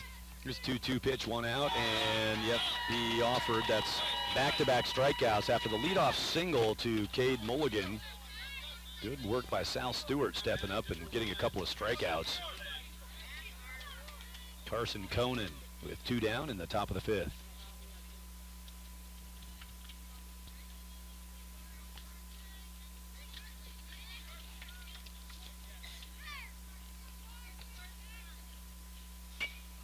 Chops this back toward the mound.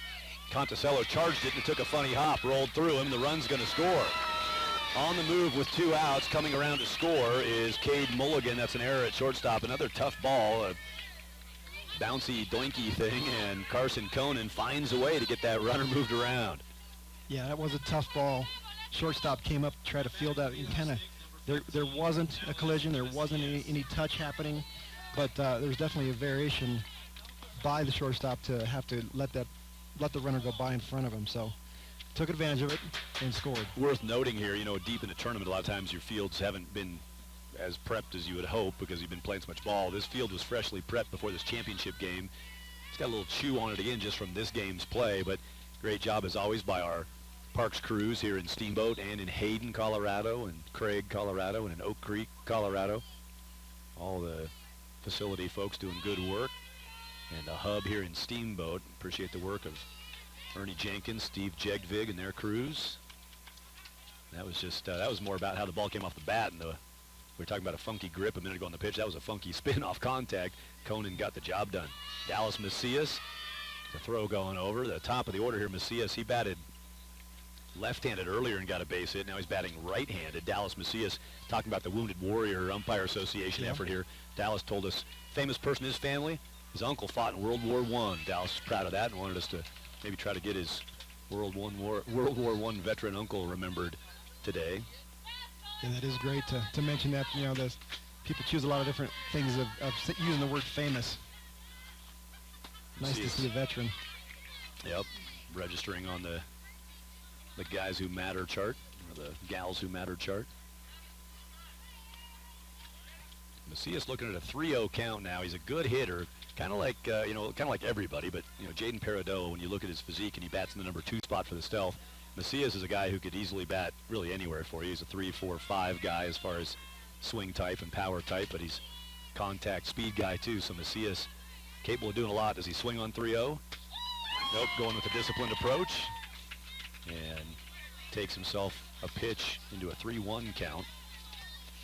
And he got a clap and a nod of the head from his dad, Gene Macias, the head coach down in third base coaching box. Good fundamental baseball, taking that strike 1 pitch and then watching ball 4. 2 guys aboard here. There's 2 outs. Such a tough situation. You got 2 down, but you got 2 on. You're looking for a breakthrough swing right here. It's 8-2. You cash these 2 into an 8-4 ball game. You get that momentum. You get that feeling like you got some chances. But right now, as it stands, they've only got 4 outs left to work with the offense of the altitude. Right. Coach does a great job coming down and talking to his player. As there's a pitching conference on the mound, Gene comes down from third base to talk to his home plate batter just to make sure that Alex is relaxed and ready to hit. He got him to laugh and got him to smile. It's a good job of coaching to keep the levity of the moment down and let Alex just be himself. Alex, we watched Alex at shortstop. He is a great ball player. He's ready for this moment. Dan Peridot made the pitching visit out of the dugout for Florida Stealth. Again, lettered for Lenny Conticello, Dan Peridot, and Sal Stewart, the assistant coaches, and Emilio De Leon, the head coach of Florida Stealth, trying to work their team through to a championship victory. There's strike 1 delivered to Alex Champagne. We're just talking about Gene Macias, and again, we'll mention Andre Champagne and Chris Schreiber, the assistant coaches. Gene Macias coaches third, and Andre Champagne over at first base coaching. 2 outs, 1 strike, couple on. Big at-bat here for Alex Champagne.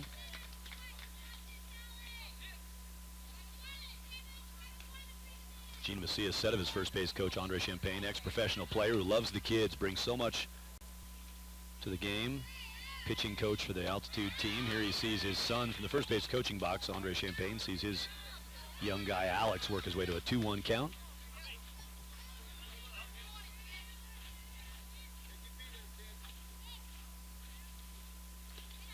That ball's loose, and so the force is off. Both runners move up. Now at third base, Carson Conan. At second base, Dallas Macias. 2 runners in scoring position in a 3-1 count to Alex Champagne. It looks like altitude's kind of taking the path of patience here and trying to work the count a little deeper against Sal. Here comes a 3-1. Strike caught the edge, and it's going to be a full count as Alex Champagne's going to have to retrieve his bat. Thought he had a walk pitch. He's going to have a full count instead. Big pitch here. Stealth lead by 6. Top of the 5th inning. 3-2, 2 outs. Couple of runners on for Altitude. That ball driven toward the gap. It's going to get the gap in left center. 2 runs are coming across. Huge finish after he thought he walked. He steps back in, delivers a 2 RBI double. Alex Champagne. Just like we talked about before, his at bat, you know, he is a great ball player. He's gritty. You know, he loves the game. He was ready for that at bat, and the pitch finally came that he drove it to left center field. Scores 2. Big at bat.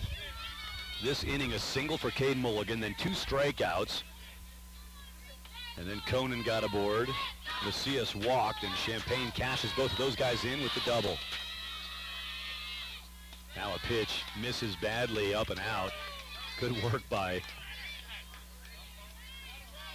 catcher Victor Perez, scrambling to keep that ball from getting loose. Swing and a miss. That's a big hack. Reese Chapman was going for it. Teammate out there, Alex Champagne, at second base. It's a proud moment. Made the honor roll and National Junior Honor Society. Alex Champagne just made a 2 RBI double in the left center gap at Venata Field. Now he's trying to score to make it a 3-run game. Good work here by Sal Stewart. He kind of reasserted himself after that pitch 1. He was amped up and he overthrew that for a ball, but now he's come back with 2 gas strikes here. Swing through and a foul off by the number 3 batter in the order, Reese Chapman. Swings and misses, ball's loose. Chapman's going to try to beat that out at first base. Does it. Throw down is in time. Victor Perez, nice recovery of the, well, great block, first of all, by the strikeout pitch. Good recovery and throw. 3 runs in the inning for Altitude. It's 8-4 to the bottom of the 5th inning.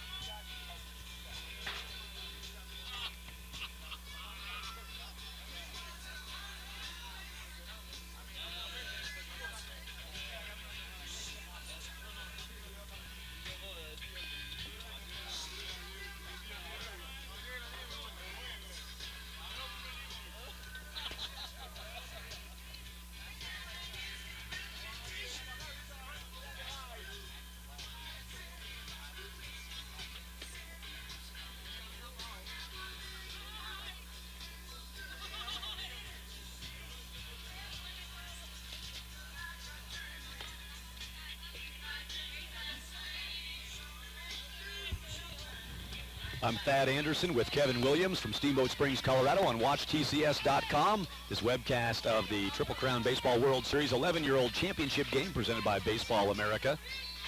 As we get to the bottom of the 5th inning, Florida Stealth will be batting here, leading by 4. And they'll start off with their number 4 batter, Jason Torres.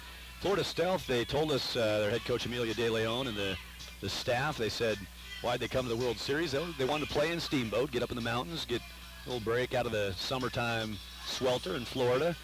And they've also played everybody in Orlando tournament down there. So they said, hey, let's get some different looks. And they've so far done everything they want to do here. They've done nothing but win. 3 pool play wins. To this point so far, 4 playoff wins, working on a 5th playoff win right here to try to go 8-0 at the Triple Crown Baseball World Series and win it straight through in the 11-year-old division. Their pool play, 7-1 on Wednesday. The Stealth beat Hit Club Rockies of Colorado 7-1 their first game. They played twice on Wednesday. That second game Wednesday, 11-2 over Bombers of California. Thursday, 1 game for Florida Stealth, 12-2 over the Wolverines.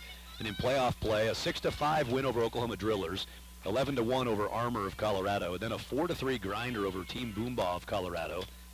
Foul off is strike 1. And those 2 games on Friday, a 6-5 win and 11-1 win. 1 game Saturday by staying in the winner's bracket, 4-3 the win for the Stealth, and a walk-off moment, an exciting moment for the team. And then this morning, a 7-4 win over Utah Extreme across town at Ski Town Ballpark. and now playing here on Venata Field, trying to close out an 8-0 record at the Triple Crown Baseball World Series.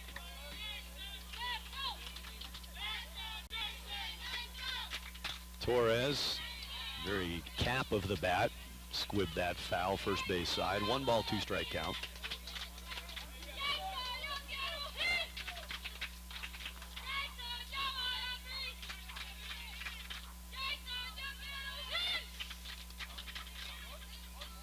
Torres also a talented football player. Said his best play made by a teammate here in Steamboat was Marcello Biondi's walk-off hit, that tight win over Team Boomba last night to stay in the winner's bracket. Here's a rocket to left, turn and run. Luke Tenney playing left field now, had no chance on that, and it's stand-up double, gonna pull in and stay right there. Jason Torres exploded on that pitch, a lead-off double. That was a good-looking swing. Nice and level. Didn't try to do too much with it, but that ball exploded off the bat of Jason Torres. Over the left fielder's head straight, like you said. Turn and run, Tenney, right? Jason Torres, who just doubled his favorite baseball player, Miguel Cabrera. And I think Miggy'd be proud of knowing that he's supported by Jason Torres. Looking at that swing. Absolutely. Great, great at-bat.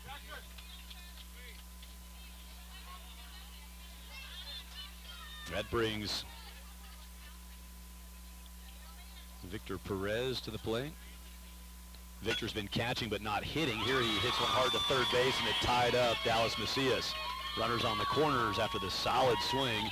Chance to hit right there for Victor Perez, who checked in place of his DH. Sandy Corzo had been DHing. Perez, as the catcher, can sub into that spot, and he hits a rocket through third. He's on base.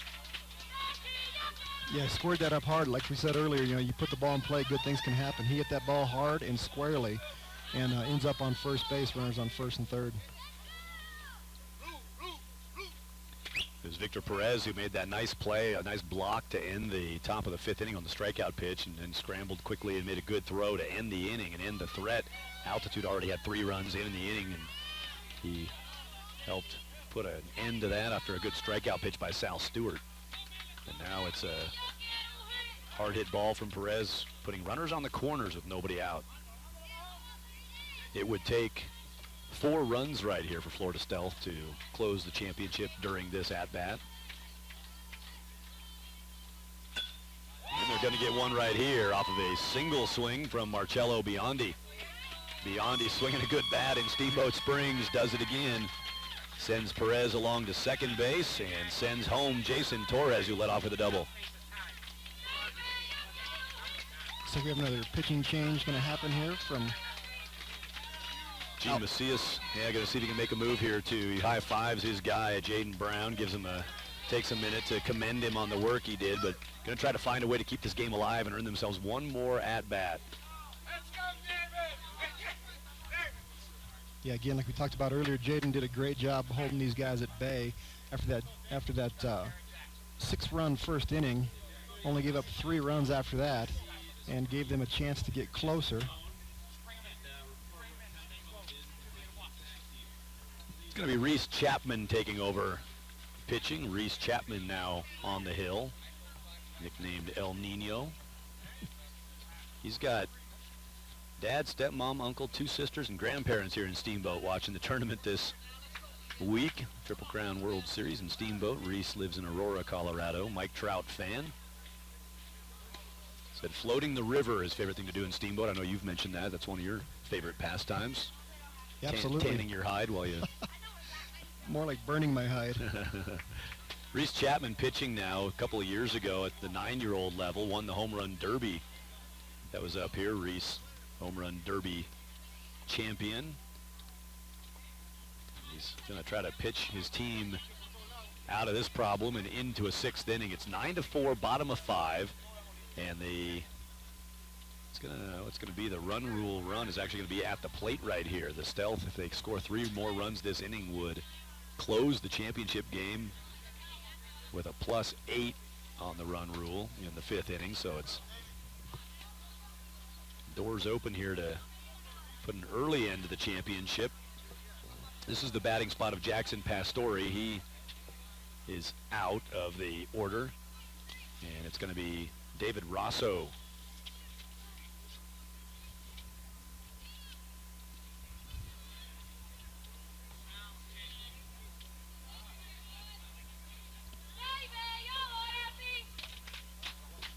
David Rosso being checked in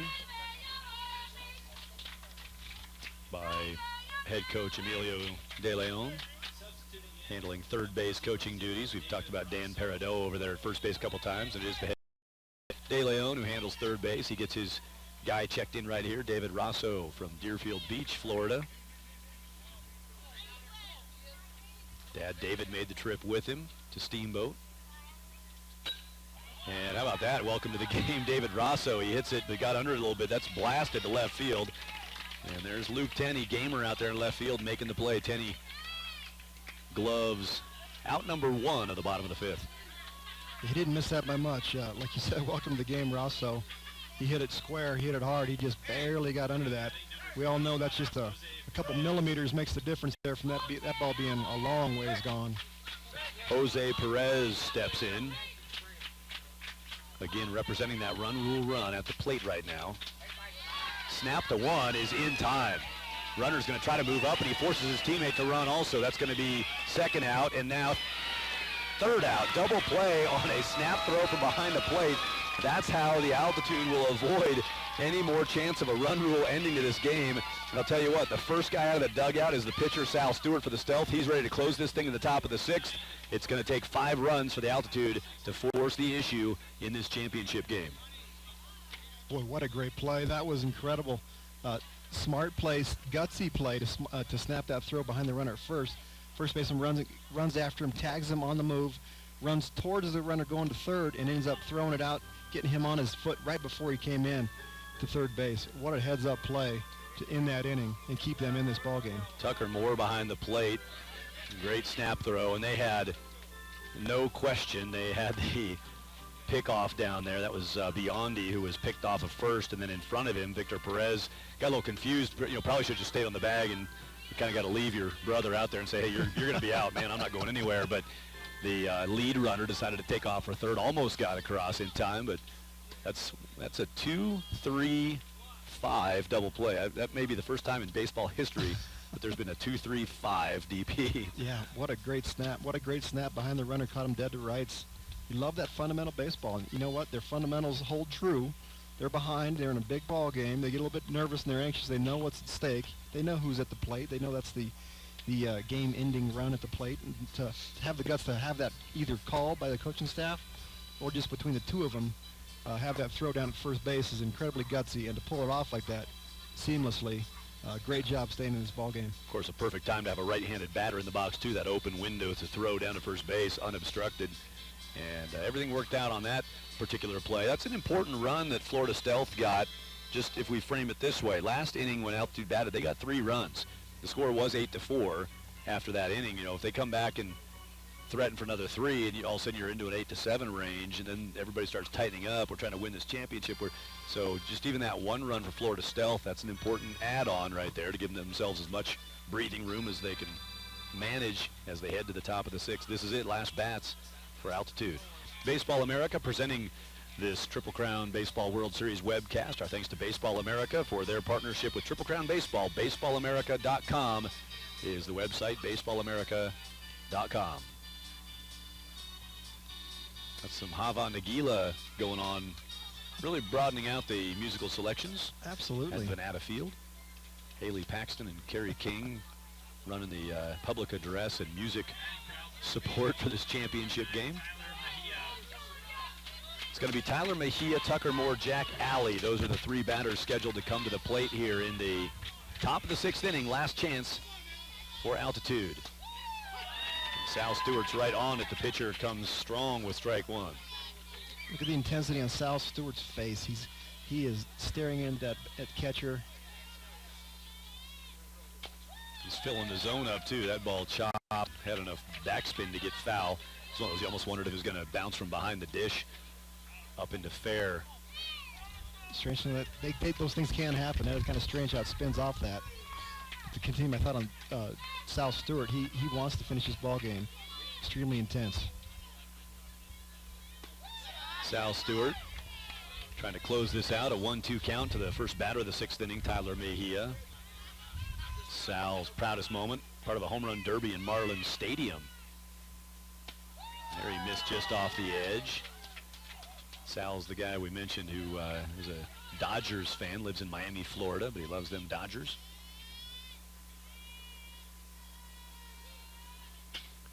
Ball is knocked to the right side, and a running catch by Jaden Paradoa. Paradoa is there for out number 1, 2 outs away from the championship. That was a ton of range show by Paradoa there. He went in glove side, being a lefty there. He was able to get a lot of ground covered. Of course, he's a large young man, but great play, really stealing a base hit.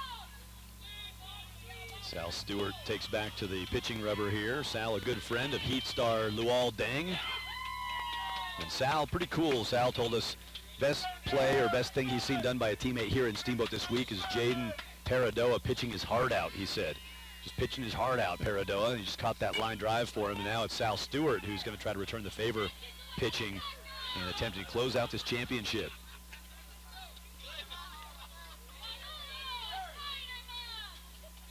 Defending Summer Nationals champions, Altitude Baseball, 10-year-old division last year in Myrtle Beach, South Carolina, the Triple Crown Summer Nationals champions of a year ago. Looking at second place here unless they can fight their way for 5 runs with 2 outs now on a strikeout pitch. That was Tucker Moore, and well painted by Sal Stewart. Now just 1 out from a chance to dogpile if they want to celebrate here at Howelson Hill Park. Jack Alley is the last obstacle in the way of the Stealth in their pursuit of the championship. Ball 1 to Jack Alley. Cade Mulligan waits on deck hoping to get a chance to be part of a big lifelong memory rally here. Swing and a miss, 1-1 count.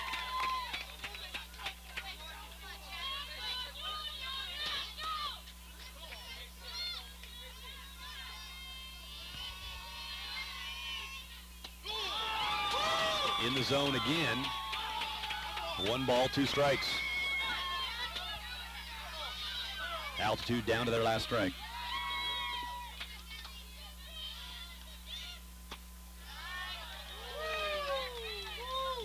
Stayed off of an up pitch, 2-2.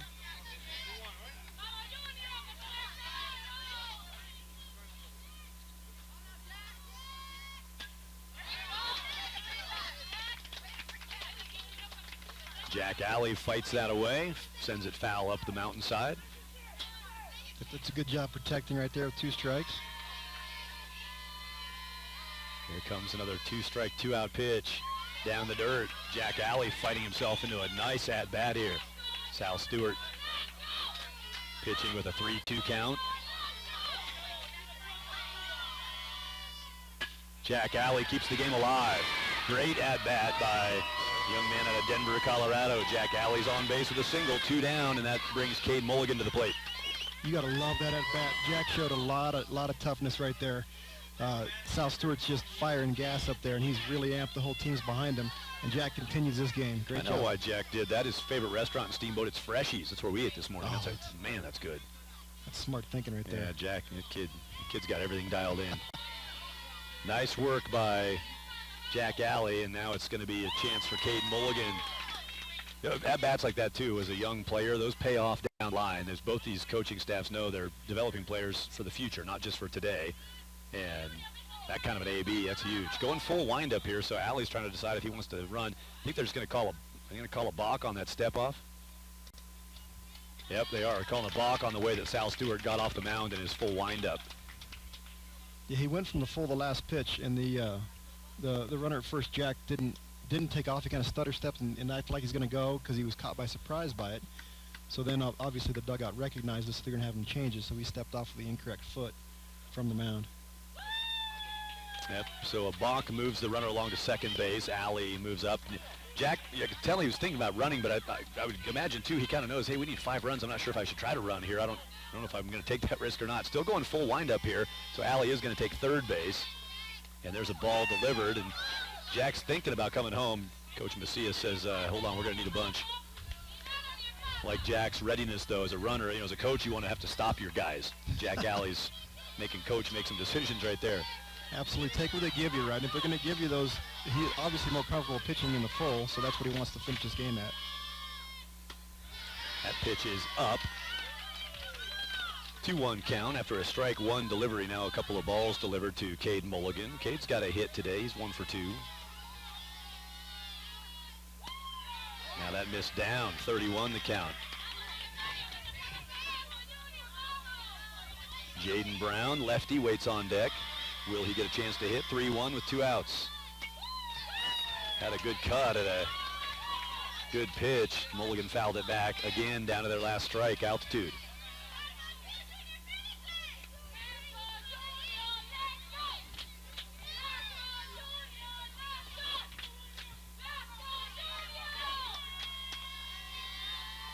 Here's a 3-2 two-out pitch.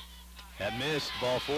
Jack Alley is going to come to the plate. A little risky here, but he's going to go head first. Jack was all about that base. He's safe at the plate, and it's 9-5. It's not necessarily what you want when you're needing this many runs, but on the flip side, that's an igniter. That's a spark plug kind of a play, and Alley scores. Absolutely. We have a perfect angle watching him come down the line. 100% intensity in his face as he came home, sliding head first, knowing there wouldn't be any contact there. He could kind of read that the catcher wasn't going to get to the ball quick enough, and he slid in. Like you said, it could really ignite this. 9-5 the score now, 2 outs. Stealth just needs that one more. They're going to get a chopper back toward the middle. That's going to bounce away, loose, nobody out there. There's a force available at second. Tough ball. Jason Torres got a glove on it, but that thing was, again, squibbing around, and the Altitude starting to feel like they might be able to put something together here. Jaden Brown works his way on base, sending Cade Mulligan to second. Ian Schreiber steps in with 2 away. They still need a bunch. They get a ball delivered from Stewart. Schreiber's got a 1-0 count. This is something we've seen Sal Stewart get more excited as this inning goes on, and it's a spot where he needs to control his emotions and just throw strikes. Well, he also definitely needs the support of his dugout to help control his emotions. Just everybody stay calm, settle down. Let's just go. Let's just do what we've been doing all game long.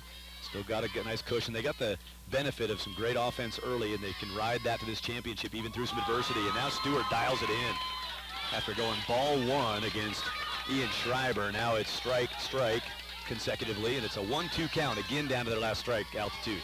Stealth trying to clinch the World Series championship in Steamboat. Curveball is chopped to third, and that is it. Championship is in place. Unassisted put out by Marcello Biondi ends it. Florida Stealth, the champions of the 11-year-old Triple Crown Baseball World Series.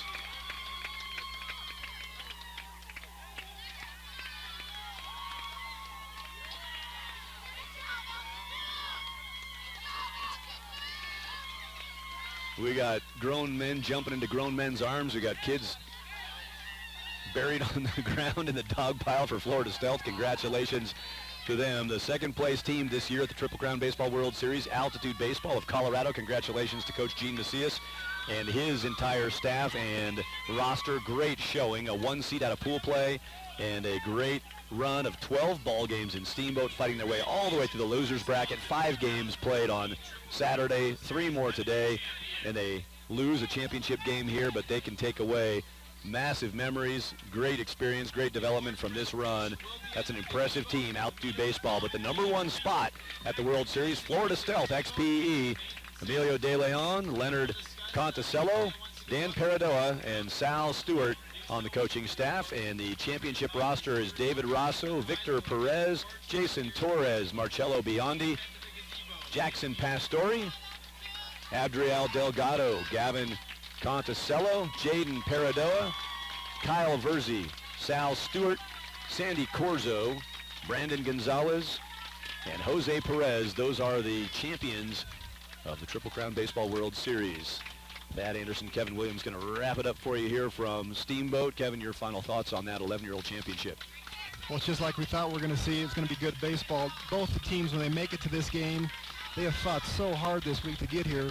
The cream really does rise to the top, and both teams can hold their heads up high. A well-played great fundamental baseball game. I was proud to be here, proud to watch it. A perfect 8-0 in Steamboat, Florida Stealth, and they will take home the #1 spot at the World Series. For Mariah Trujillo, Kyle Fino, and Kevin Williams, and our entire webcast crew, I'm Thad Anderson. For complete information on the World Series and all Triple Crown sports events, visit TripleCrownSports.com.